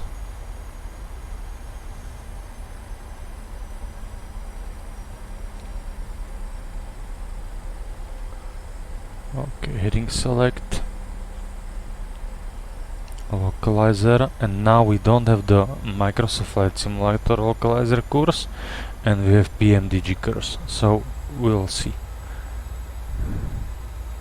And I'll make it via VNAV, because I think the problem was when I was flying with the vertical speed with LNAV mode, and that could be some integration between LNAV VNAV. I don't really know. I am not expert to flight simulator. I am beginner to flight simulator. I am only a real pilot, and this shouldn't happen in real life, or let's say it sometimes happens to me. But as you can see, you can go from this situation, and you have to be prepared for every situation.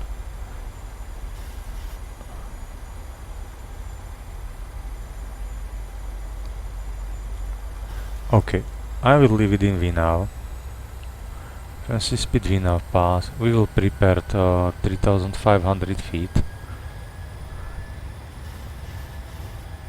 I don't know why he is accelerating, so speed intervention, go back. This shouldn't happen, as I have flaps extended, but maybe because he calculated the top of descent prior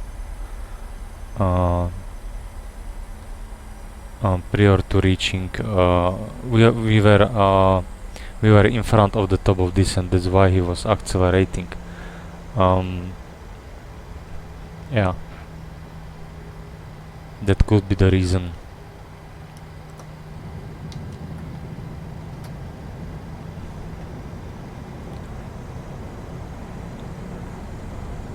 But I think that's too many bugs and too many strange things which should be improved.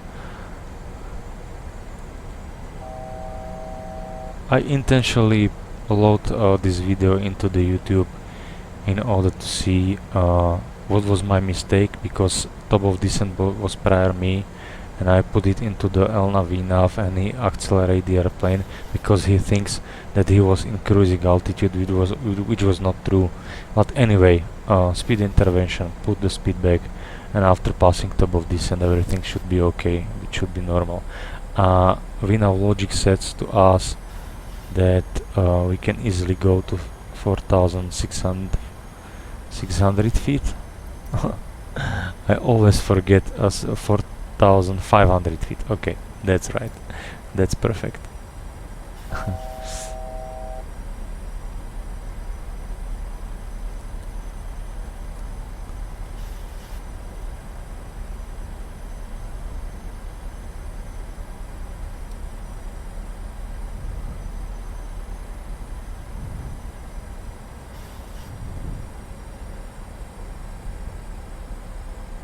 Okay, we are coming out of the clouds.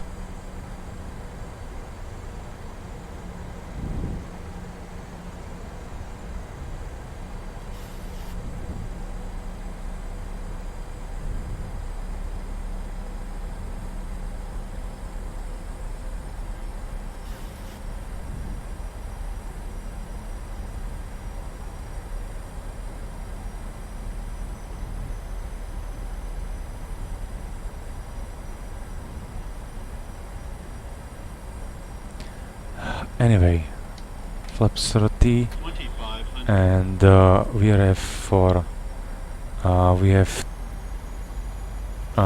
crosswind component. That means 140 is okay for us. So 140, I'll leave the margin 143 a little bit. And now we can see if we pass this waypoint, if we start to turn to the right as well, because I change it here from Microsoft Flight Simulator course to PMDG course. So we will see.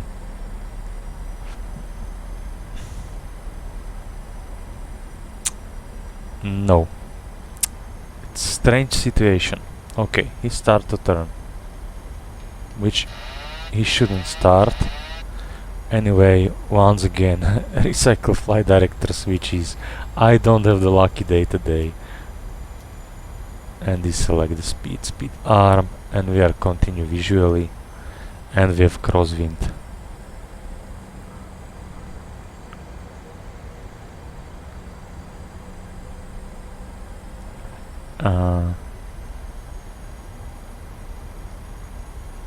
Yeah, but this is life. It could happen in real life. And you as a pilot, you must be aware of any kind of situations, and you must do appropriate action.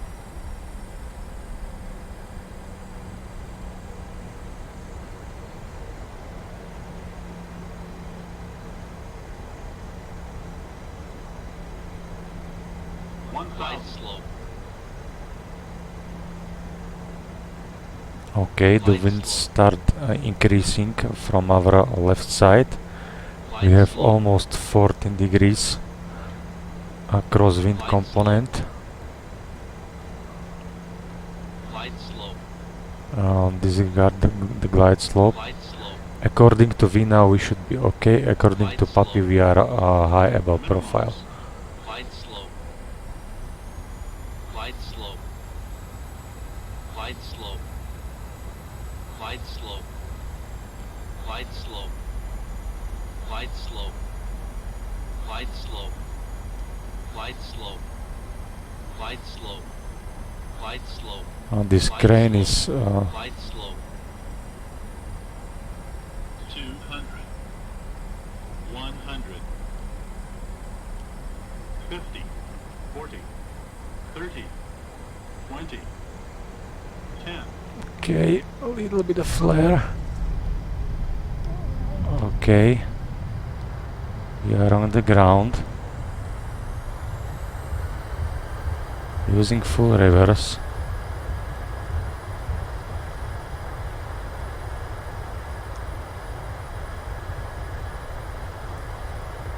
Okay, 60 knots, closing the thrust levels, manual braking, stow the speed brakes. We can make a turn here. We can do the after landing procedure, non-standard, and as you can see, we have overwing light exits.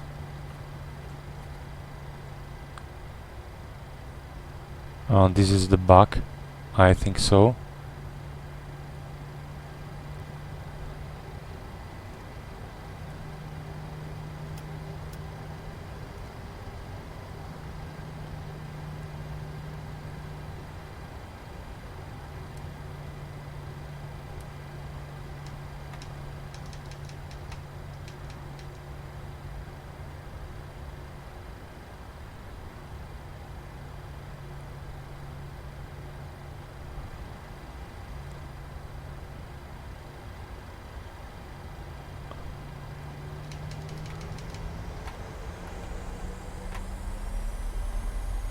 Okay, we start the APU. Our wing lights are illuminated so far. I will do it like this one. And it disappears, so it was the back. Anyway.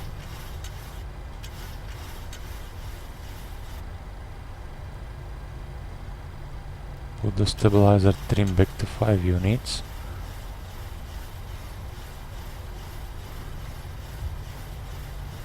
So this one option has nothing in common with this. It's strange what happens.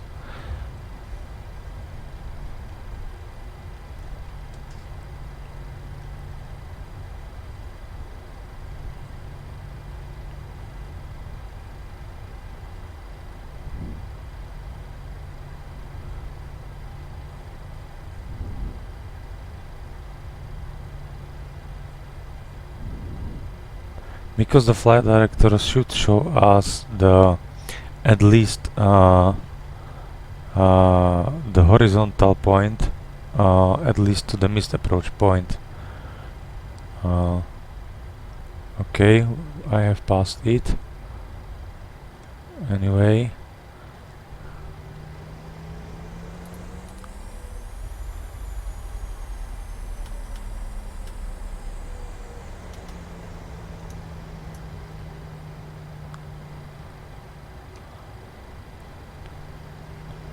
Everything is okay, so we stop our block time and we can go for stand, and we will fill the new flight plan and we will continue to Tromso back.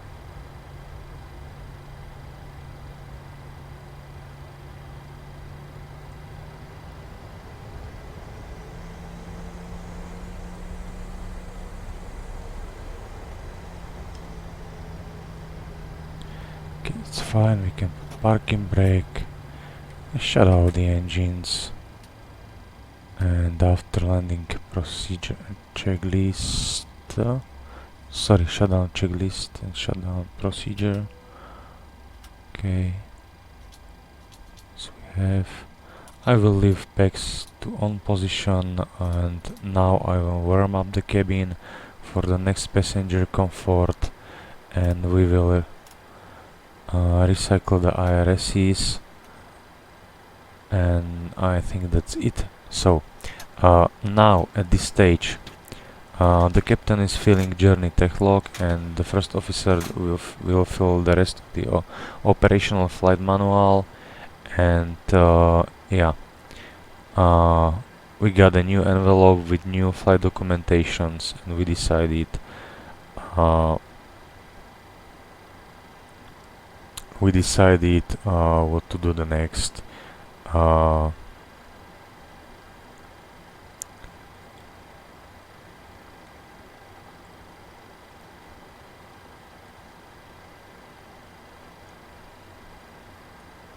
Okay, so for the time being, enjoy this beautiful view,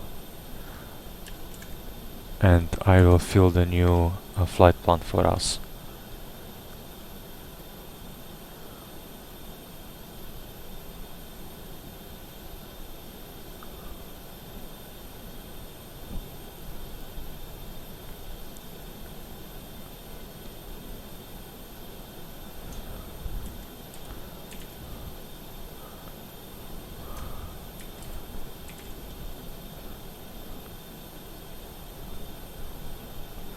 Okay, so we are a Scandinavian flight as well as before, and imagine that we have passengers 102.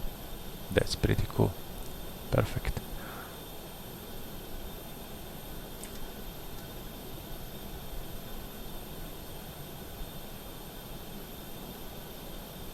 Okay, I will prefile it on VATSIM.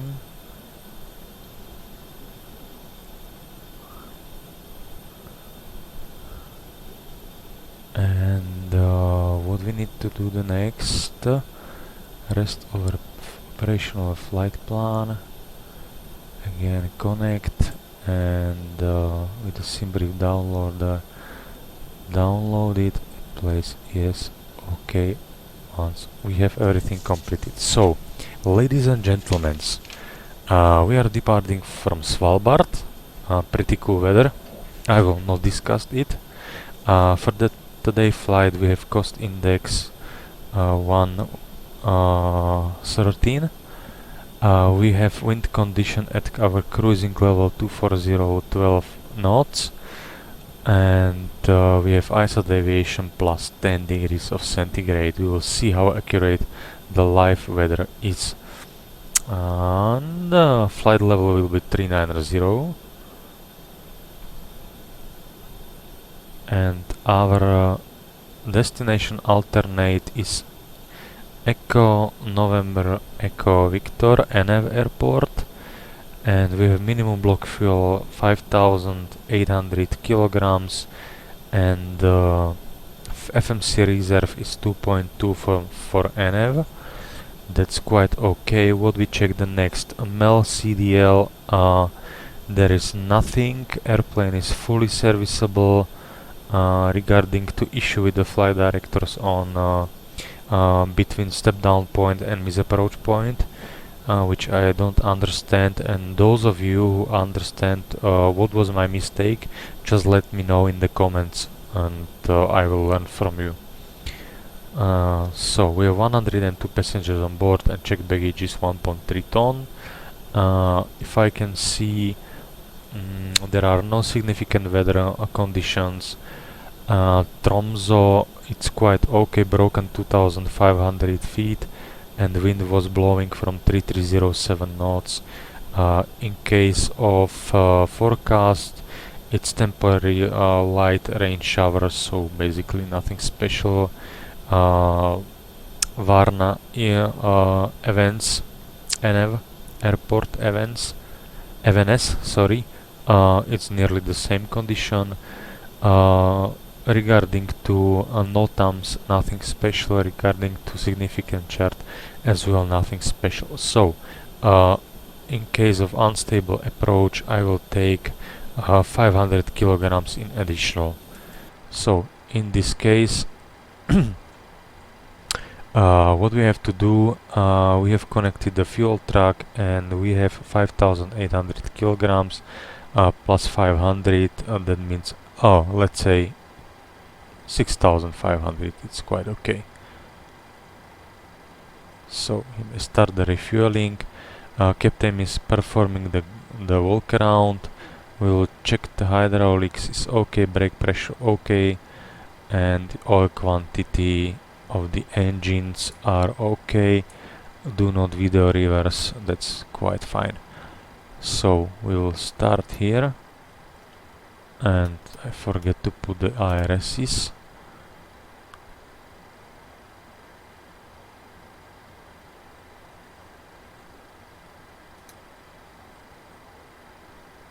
Okay. Check the fuel pumps. Battery is okay. This is quite fine. This is okay. Lights are okay. We are coming not from the home base. If you are doing refueling, do not do this procedure just after refueling. But for time being, I will put igniters to the left. Check the oxygen 100%, reset the block time, reset the fuel This is very important for another flight. Okay, this is fine. 122.8. Everything is set up quite okay. So we can make an FMC preparation. Svalbard gate number 2 or 1. It's basically the same. Svalbard to Tromso. Activate, execute, and Scandinavian 101. We have it already there. So runway for departure. Let me check the last fresh NOTAMs meters. 240. So okay.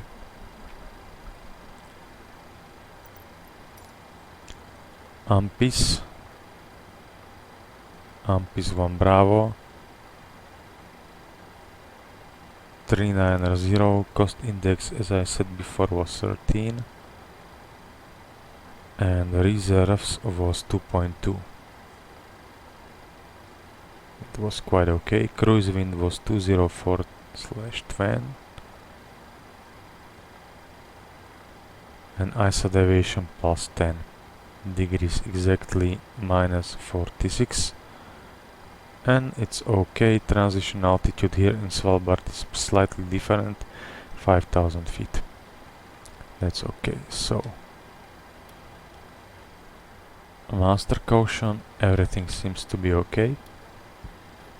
QNH 1011 is okay. Acceleration, engine out altitude 800 feet.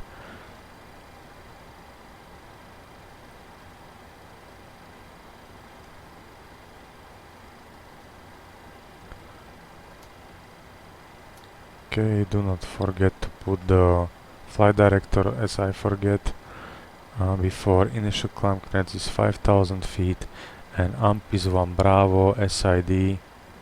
This is 1 Alpha, this is 1 Alpha, we need AMP is 1 Bravo. Okay, max 220, 25,000, that's okay. GPS 5,500 is, so I will correct myself. 278. 278 is over there, and in case of relanding, for sure this runway without any specific further problem. Okay, well, let's go down and check the oxygen. 100%. Reset minimums. Brakes are stowed. Parking brake on. Start reverse cutoff. Stop time switches. Normal flaps up. Speed brake stow. Reverse are closed. Everything is okay. Everything is well prepared. Now setting as well. So pre-flight checklist is complete. And fuel is completed, so we may release the fuel track, and that's fine, and we may start the boarding. So we have 102 packs. Okay, we can start the boarding. We can request the loaders, and we have 300 of kilograms in front and 1000 on back. That's quite okay. So in this case we will wait.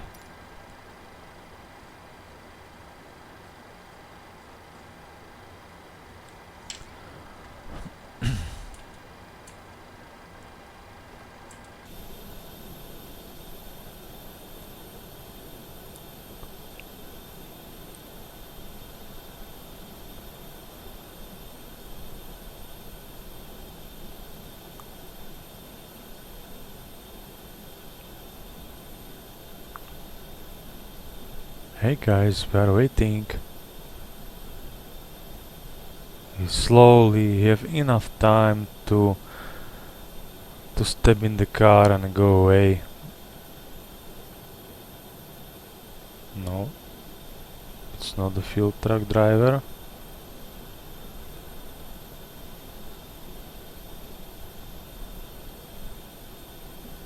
But anyway, we are boarding. Check the temperature in the cabin.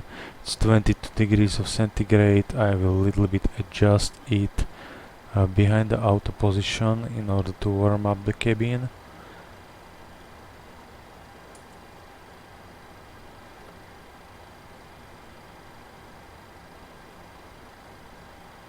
Okay, we can start this.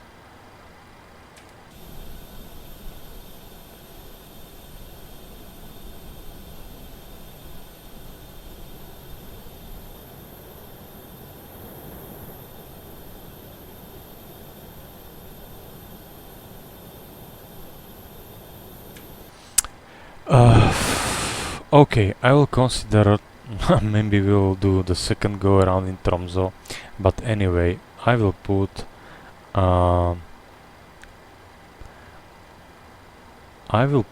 the courses back to FMS courses.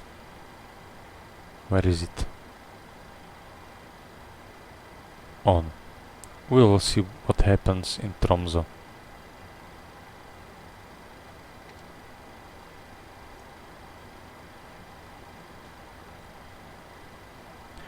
Okay, passengers are on board,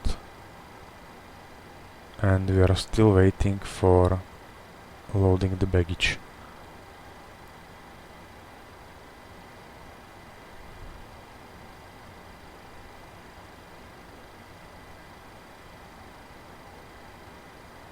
I should put the target 0, and that's why, but he's doing like the way he's unloading from previous flight to in order to get the target number, so it's my mistake, but anyway, it's more or less okay.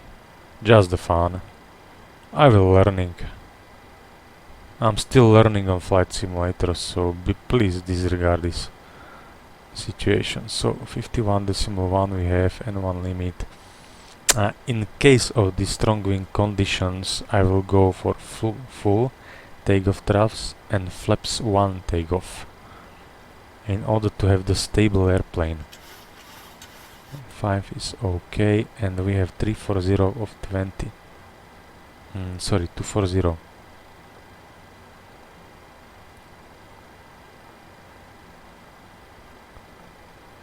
of 20. Acceleration is 3000. That's quite okay. That's perfect. Our V speeds we should have 133. 133. Everything is okay. We can release the stairs, and what we can do before start procedure.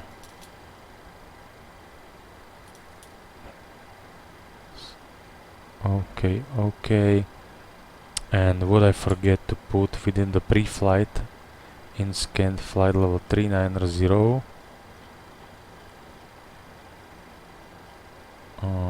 I put there 4000 in case of off-schedule descent during our mis-approach, because it's sometimes buggy and I don't know why. So 390 at Tromso is approximately 0. So that's okay.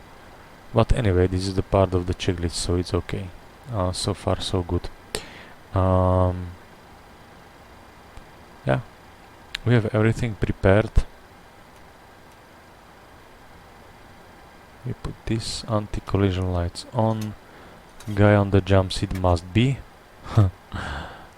And we are still waiting for our IRSs. But at the meantime, it's not, please do not do it like this. In real life it is not recommended, it's prohibited, but we may start the engines without the IRSs aligned, because IRSs, in order to align IRSs, the airplane should not move within any direction. Okay, so you may align the IRSs while unloaded, loaded, everything, it's okay, but avoid to move the airplane forward, backward, to the sides. It's okay, so imagine, but anyway, so I will start the engine just to accelerate this procedure. So engine start procedure, and we may start the engine number 2. We can check with the VATSPy if there is anybody out here. No, nobody.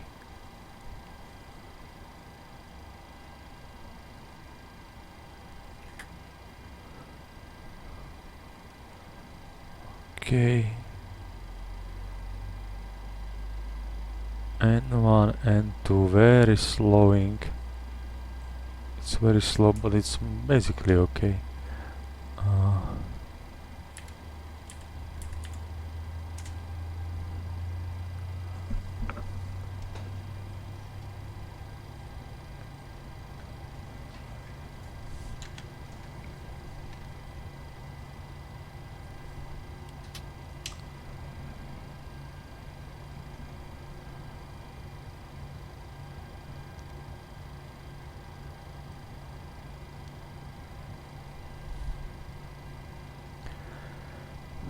So, isolated pack procedure.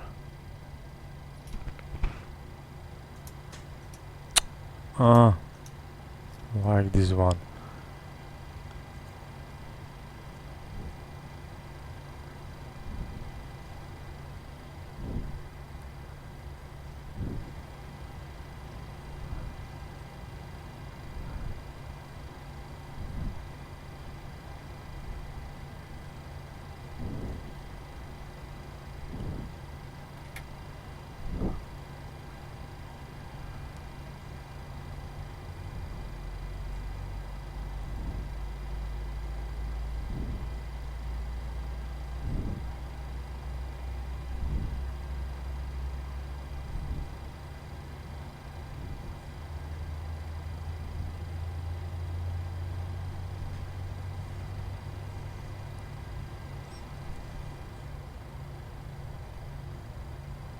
Okay, we are still 4 minutes because we have high latitude, so that means that rotation speed of the ground it's very slow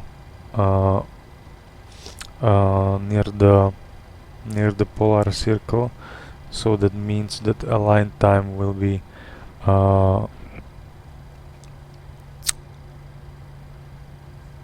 let's say yeah,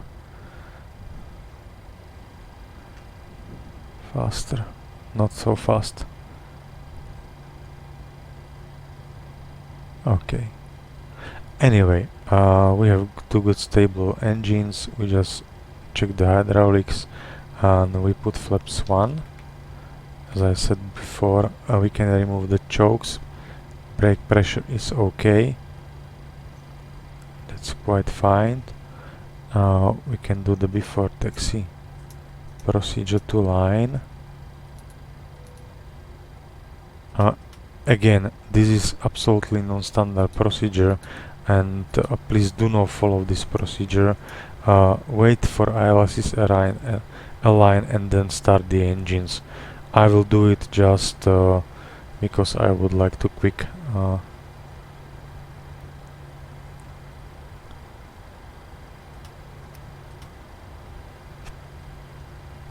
okay, flight control, speed trim, Mach trim failure, IRSs.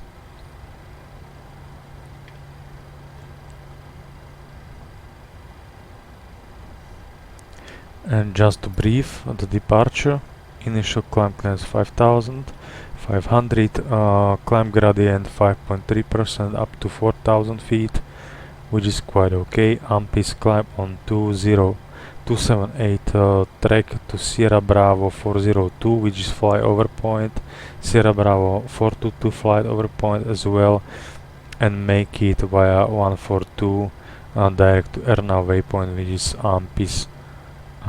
It's over there. As I can see, we have the first restrictions max to 20, which is okay with our clean configuration.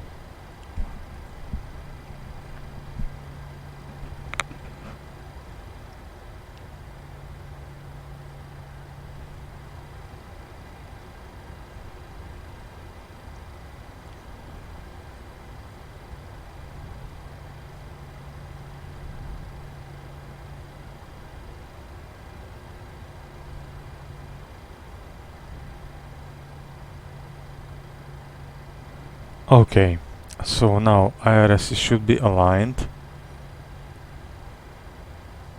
So I will start the taxi lights to be prepared.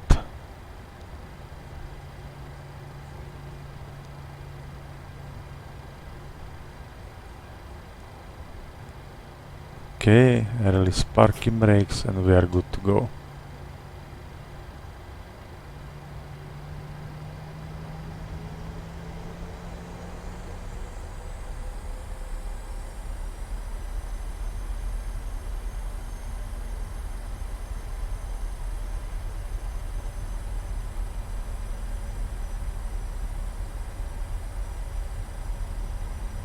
Okay, before takeoff procedure, sorry. Left side clear, right side clear. Line up procedure.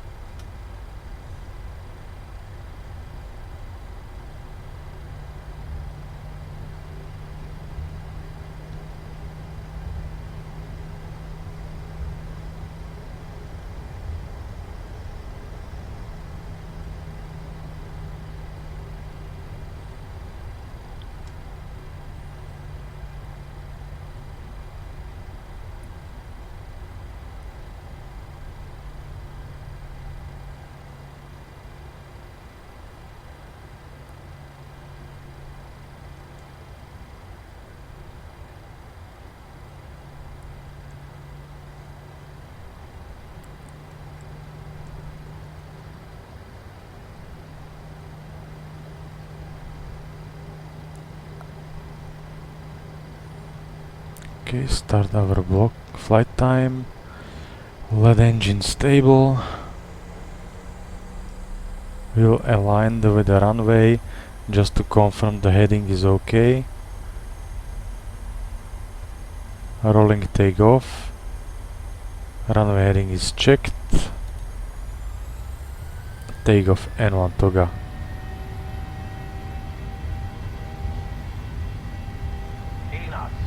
80 knots is checked.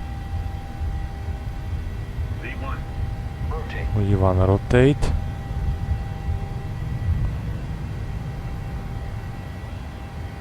Positive rate of climb. Positive rate gear up. And we are using the crab technique. 400 feet, put the L now. Autopilot engaged. I don't know why this is blurry somehow. I have no idea why. Anyway, we are continue climbing to flight level let's say 200, and we may start the accelerate to 10 up the first waypoint.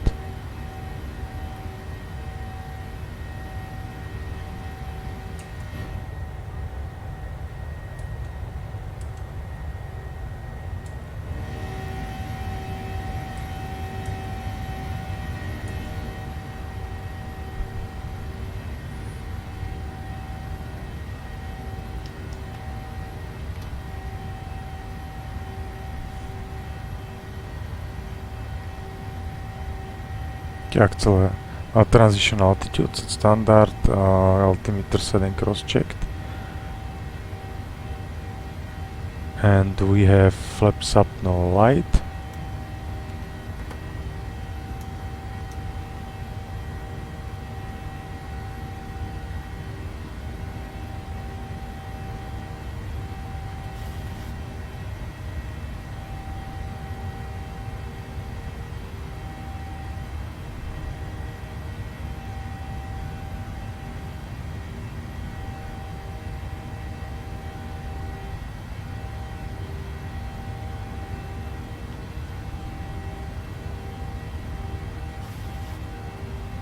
And in our case we may go for VNAV and accelerating.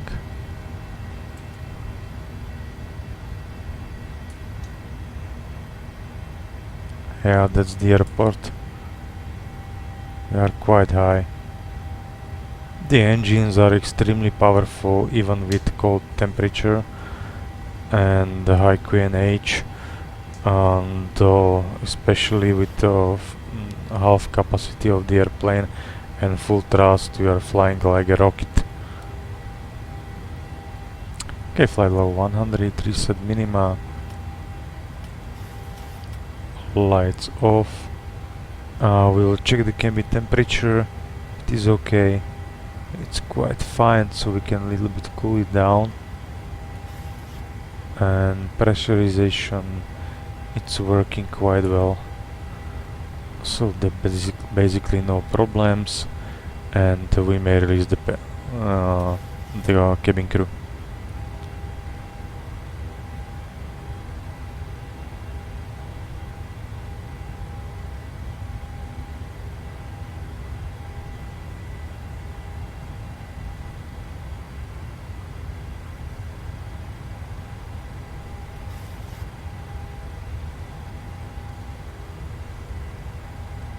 Okay, I think that we are quite high above.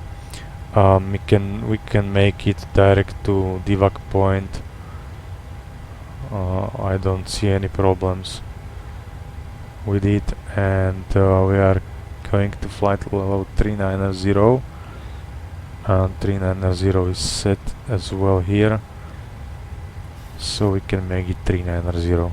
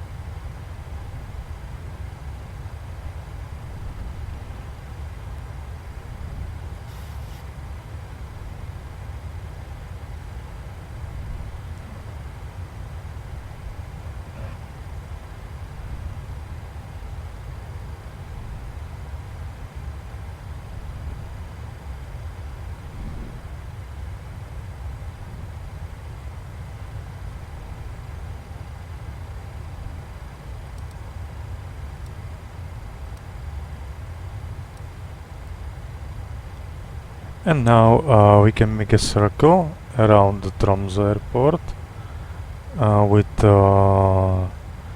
360 nautical mile, which is one engine operative.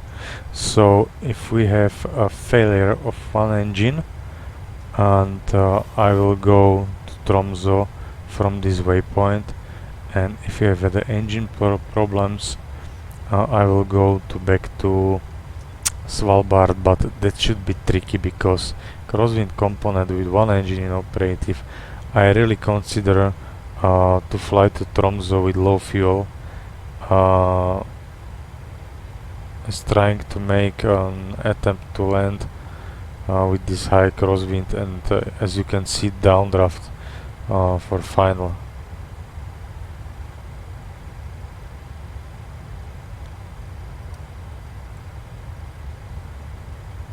But anyway, we can make a short briefing for Tromso.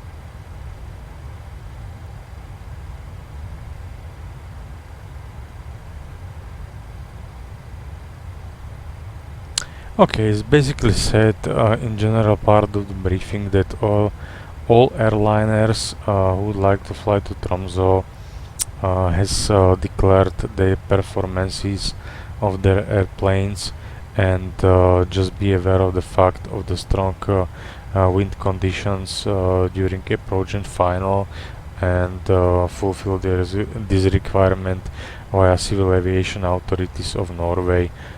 So that's why the Tromso is listed as category C airport. But anyway, we are going to fly there via waypoint Lomvi again. What was the meteorological conditions over at Tromso?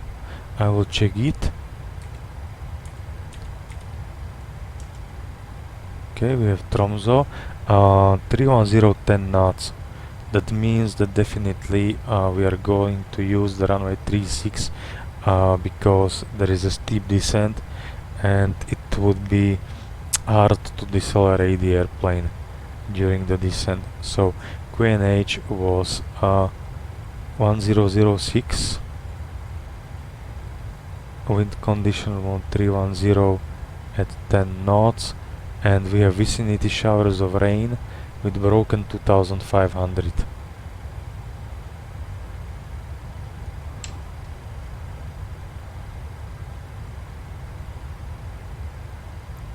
So that's it. Can go to star. Lomvi.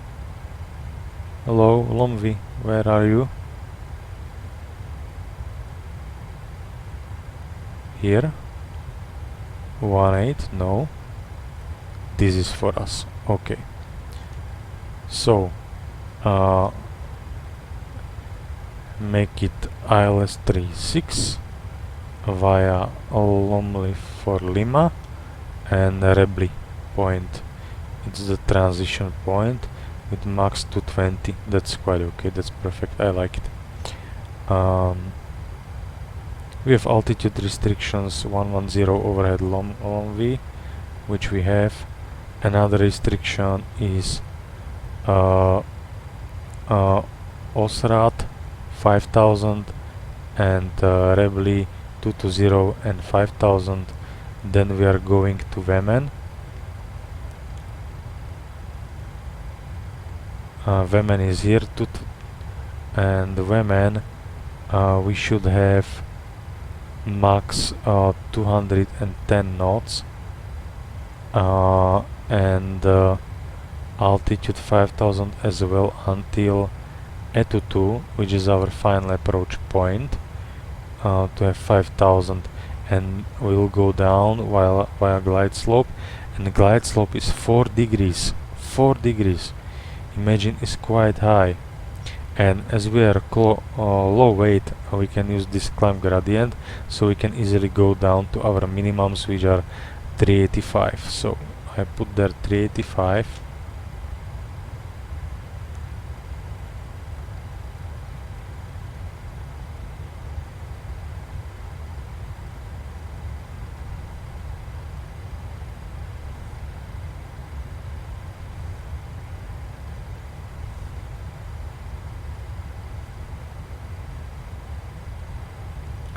QNH was 1006. That's okay. And final approach course was 003.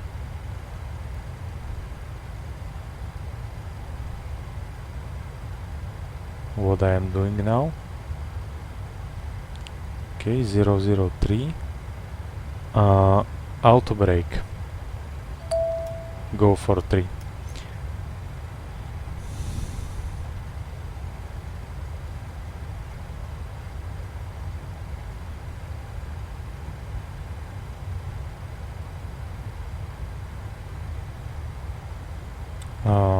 ILS frequency is 110.9 110.9 and VOR 113.8.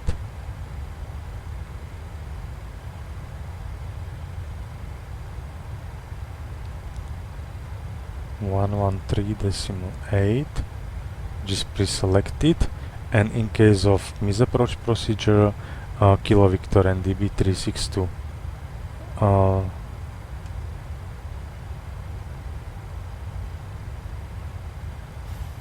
362, which is right over here. Put it here and here. Once check it here, it's fine, and we are going to burn 2000 of kilograms. That means 52-6. That's okay. We have not so high headwind component, but we have the steep descent and quite short runway, flaps 40, and that means that 129er will be our approach speed.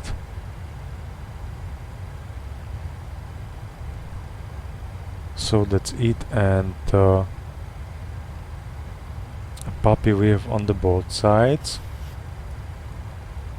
Missed approach is well known, climbing to 5000, and what is important, just to check the map, and if we can see runway 36 will vacate via Delta or Echo, but I think the Echo will be best for us, and puppy for runway 36 is 4, so it's not offset puppy.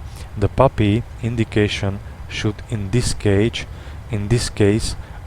be exactly showing the 2 reds and 2 whites while you are established on the glide slope. And landing distance available is 2400 meters. Runway is grooved, and that's it. So I think that we have everything set except decent forecast page.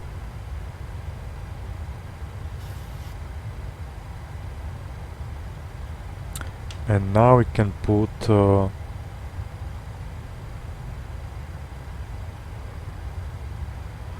flight level 110, flight level 90 as a transition, and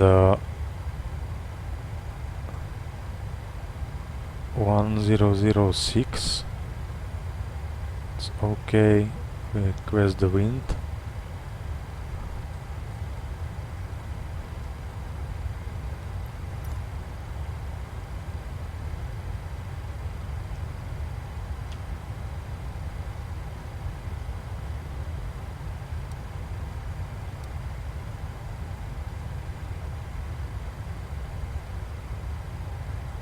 Okay, we have basically 1000 to level off. Can load the winds.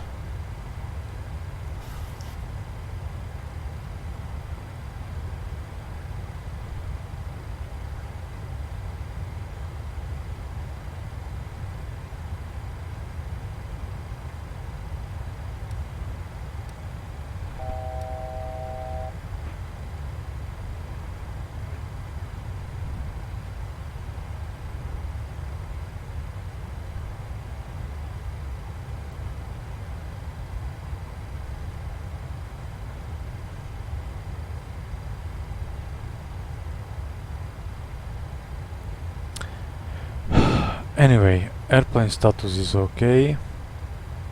We can make the in-flight scan. It's okay, okay. Generators 1, 2. Correct numbers. Battery. Perfect. Any problems? Fuel differential pressure, cabin altitude okay. Temperature fine, duct pressure okay. 3900 at Tromso. Lights are okay. Accumulator okay. Hydraulic pressure and quantity okay. Oil pressure, oil quantity okay. Let's say okay.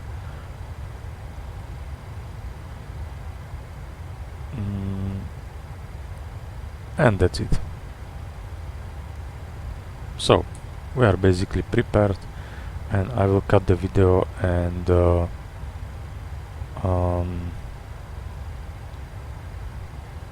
we see you while on descent.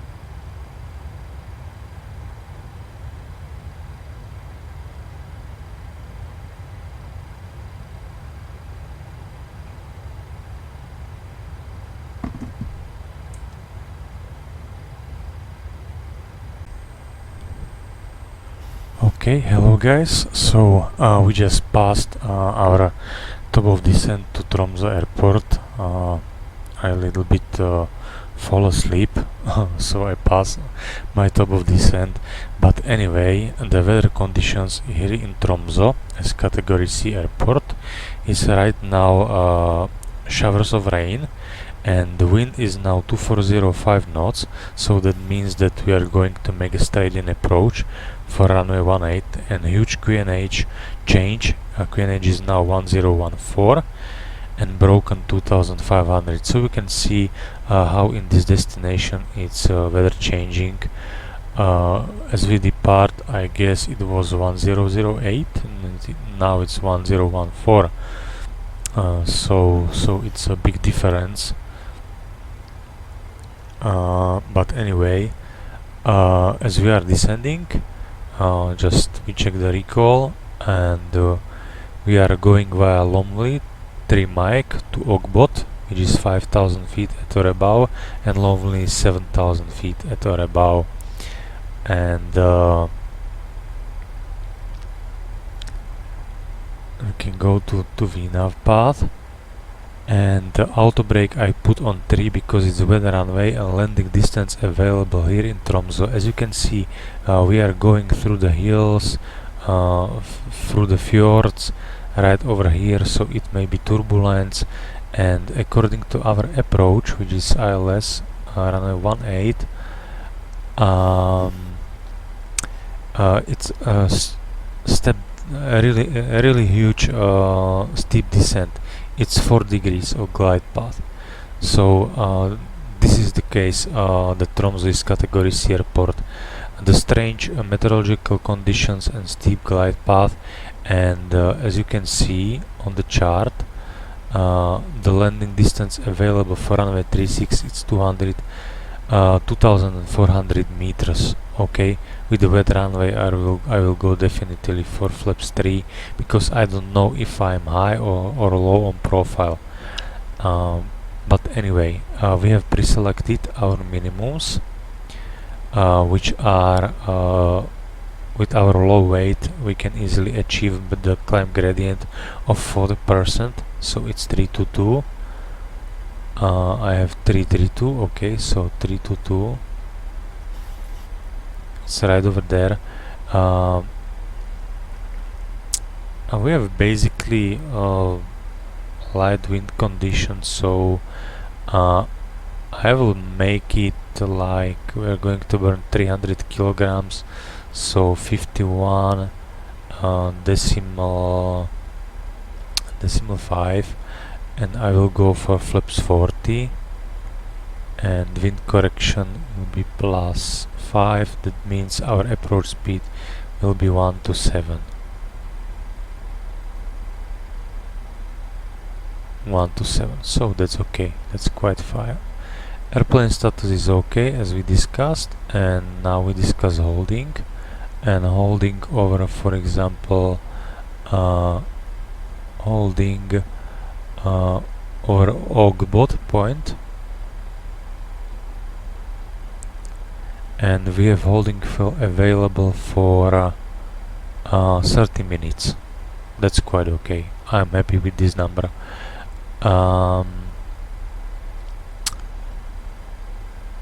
Anyway, go back to our arrival chart and go through it. That's important. A Tromso localizer, or let's say ILS, on 109.9 on both sides, as well on the box. And final approach course is 183. 183 we have pre-selected. Airport elevation is 30 feet. We have 0, we can put 50, it really doesn't matter, it's not a big deal. Missed approach procedure is climb straight ahead to 3000 at DME 7.7 from TR localizer DME, whichever is earlier. Turn max 160 knots to intercept and proceed on 010 to Kilo Victor NDB and make an holding over there, climbing to 5000 feet.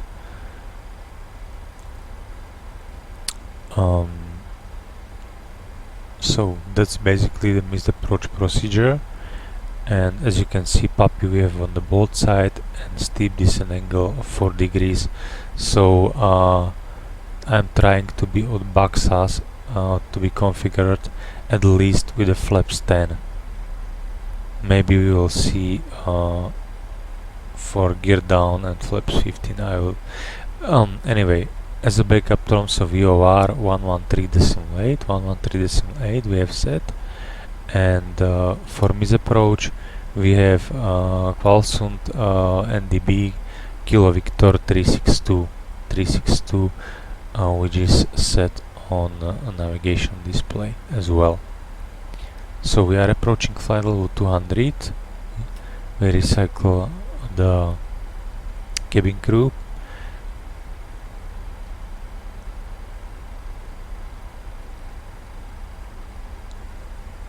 and I think that's it. So in case you are flying to Tromso, be aware of the fact that that should be downdraft wind shears. The wind is blowing through the fjords without any direction, any variations, and you have the steep descent pass, so that makes this airport quite a challenge.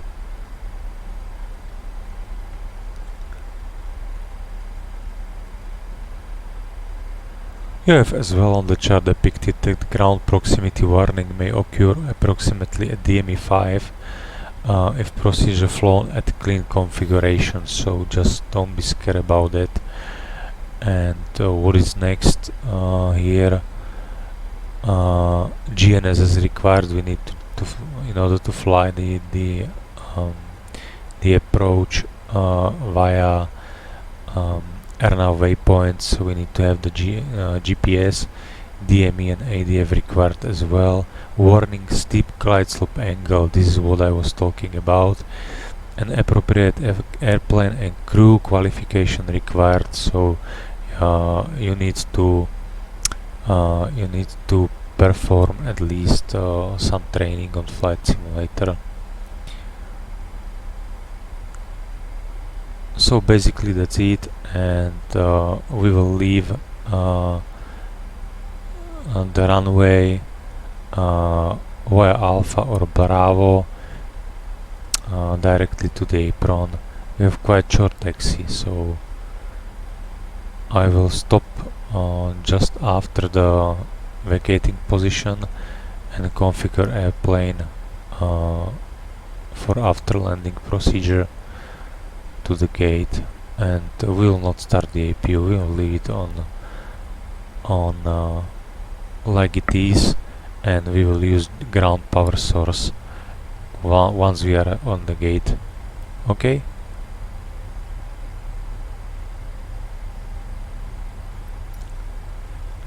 So anyway, we are approaching Glomley. We can go to flight level 70.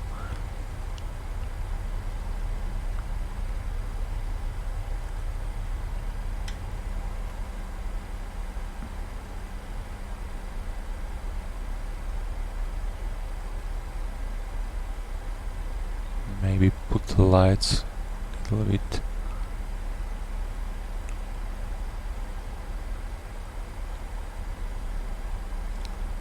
Okay, airplane is okay, hydraulic quantity is fine, and pressure as well. A little bit drop with system A, and we have quite a low oil quantity on engines, 56. We will see on the ground how it looks like. Anyway.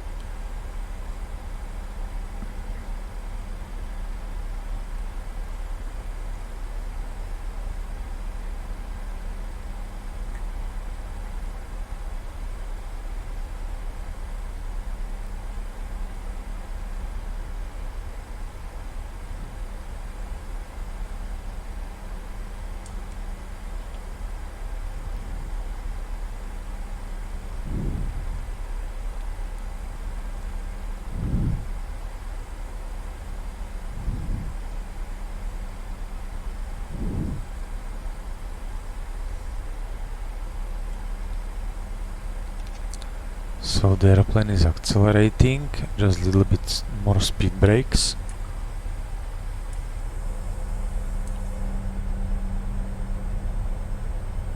As you can see.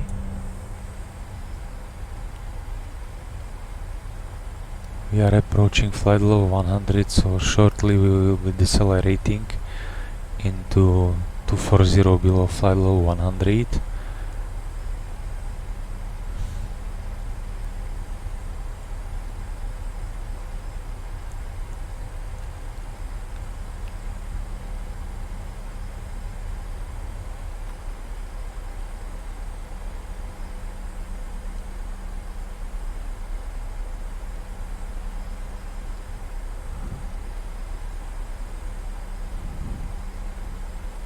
For situational awareness, we can put runway 18 and let's say 10 nautical miles in order to know that we have to be established for flaps 10 at least configuration.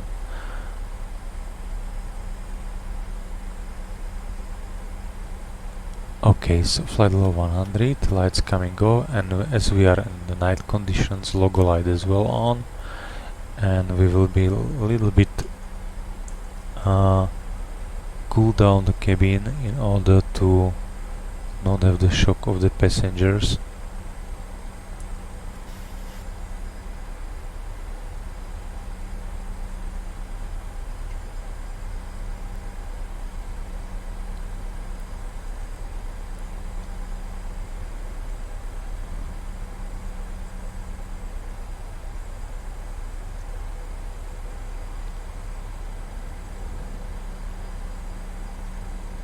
Okay, the next waypoint is Ogbot, which is 5000 feet. So we will change to QNH from standard.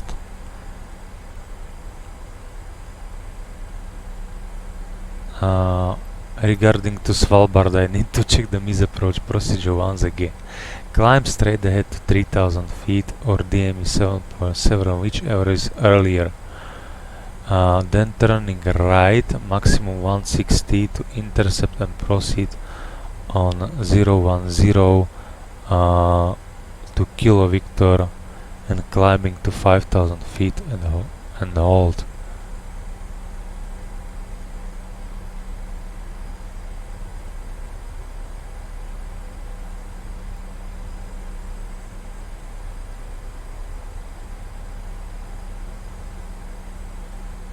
Do not turn before missed approach point, which is right here.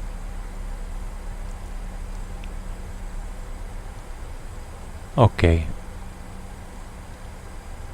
So basically no problem, we can go down.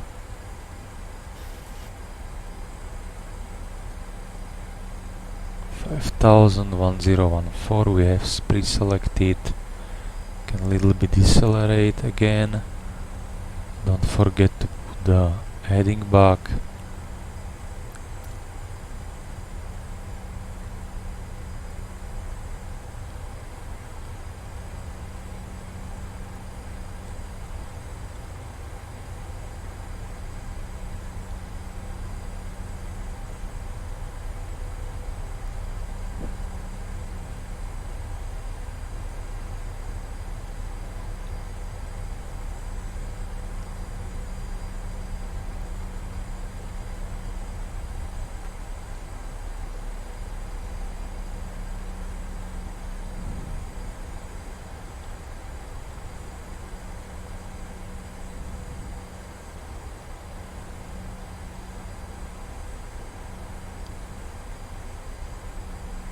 Okay, I don't see the deceleration point. Anyway, we are a little bit below the glide slope, sorry. So I will go to level change and start decelerating now because I don't like this situation. And put the localizer, put it on heading select. In order not to overshoot, we have 13 degrees of centigrade, we don't need to use the engine anti-ice.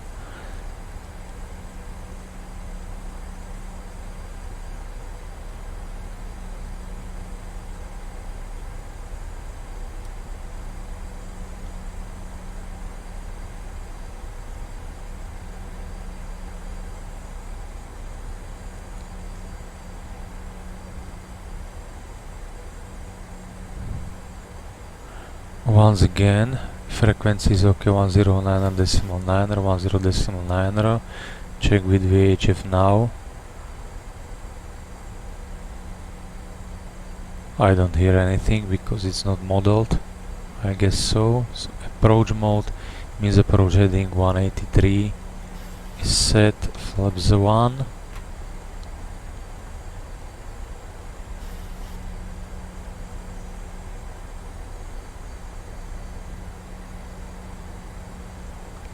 Can go 4500.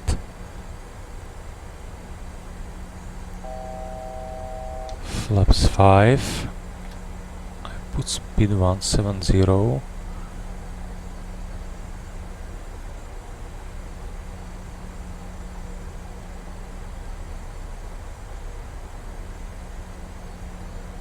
as we capture the glide slope, I will put flaps 10 and speed 160 until 4 DME. We will see if the airplane is okay with this situation. So flaps 10, 160, glide slope capture, miss approach altitude 5000 feet is set.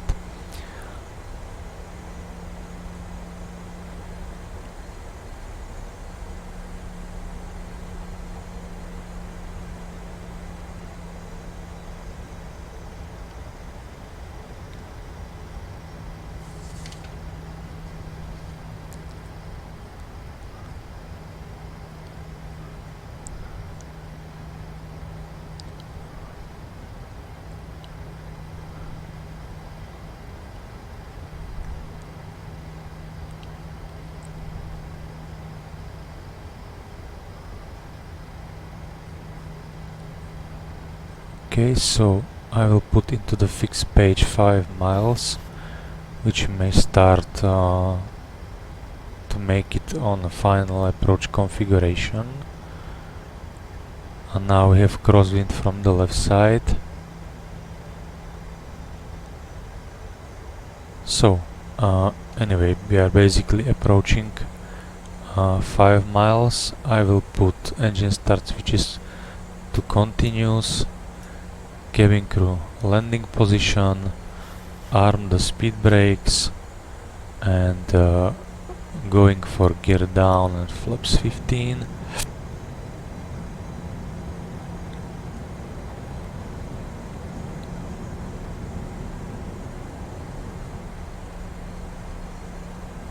And we see the runway, that's pretty fine. So flaps,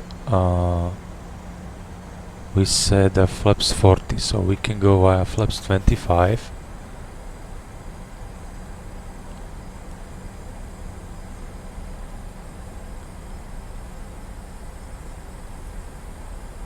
And now we can put the outboard lights on.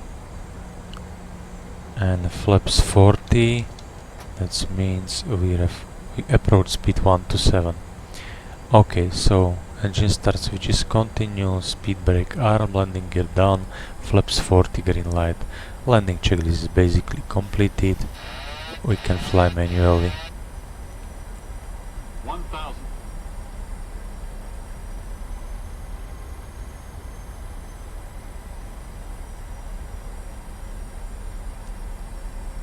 I don't have the trim setting on my chip joystick, so I will need to use a little bit much force on control column, but that's basically okay.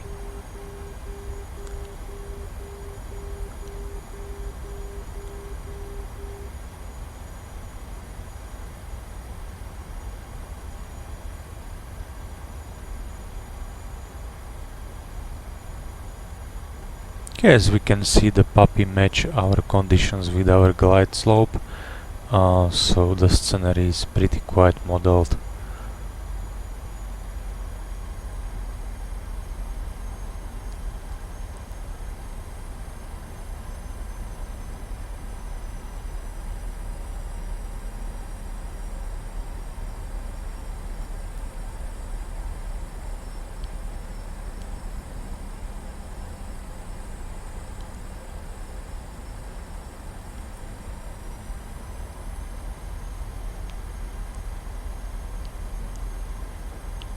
We are a little bit low on profile, so correct this situation, and we are a little bit on the left side.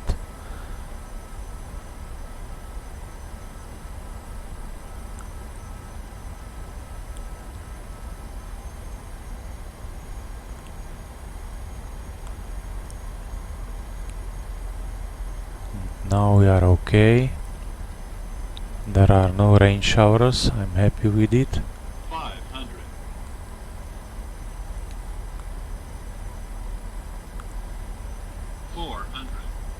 Approaching minimums.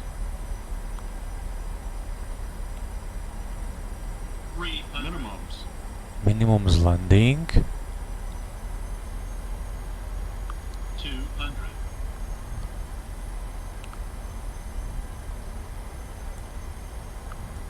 100. 50, 40, 30, 20, 10. Okay, very smooth touchdown.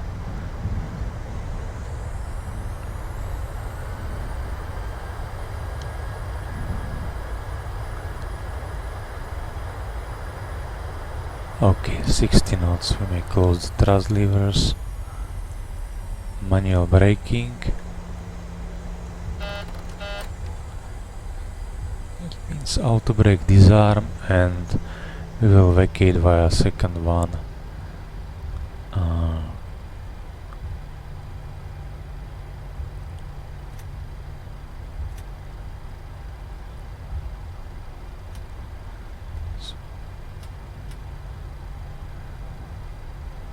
Okay, so turn to the right.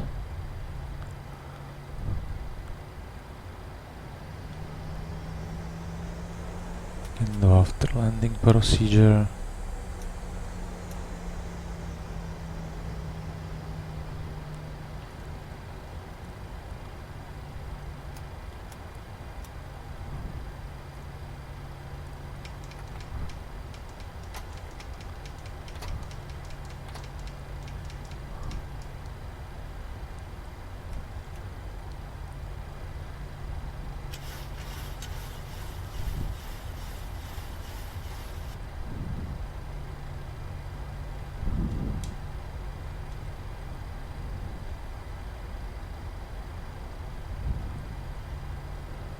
Okay, as I can see, there is nobody out here.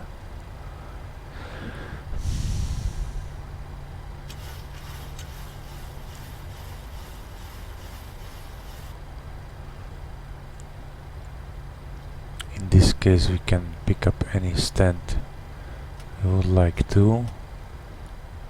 I will take this first one.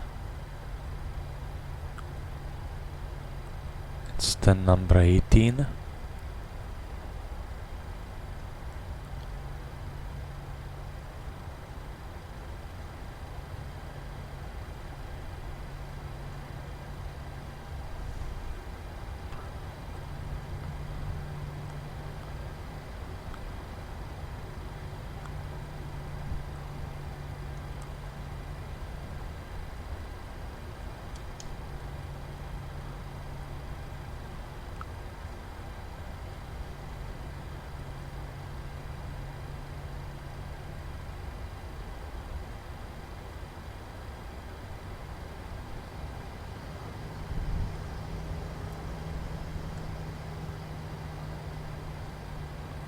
A little bit move forward.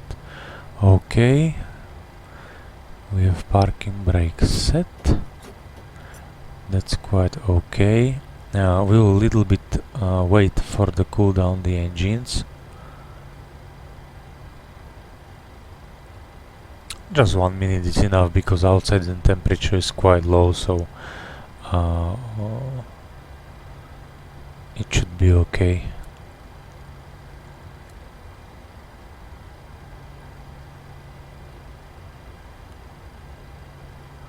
Okay, now what we can do? How is the correct procedure? Shut down engine number 2.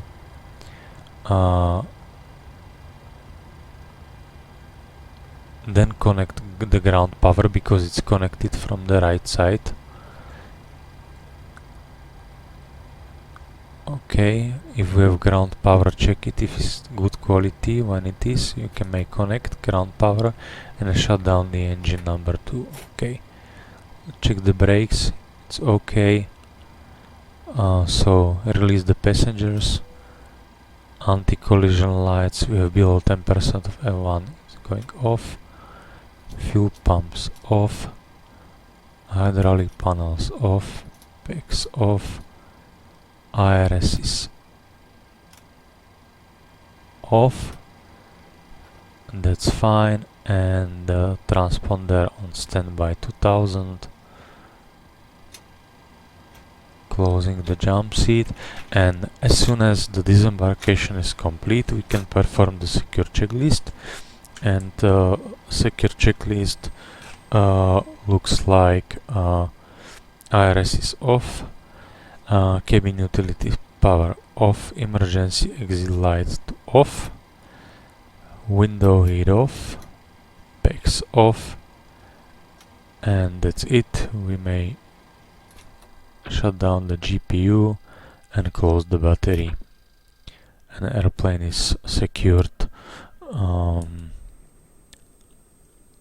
I hope you liked this video, and see you next time soon. Bye bye.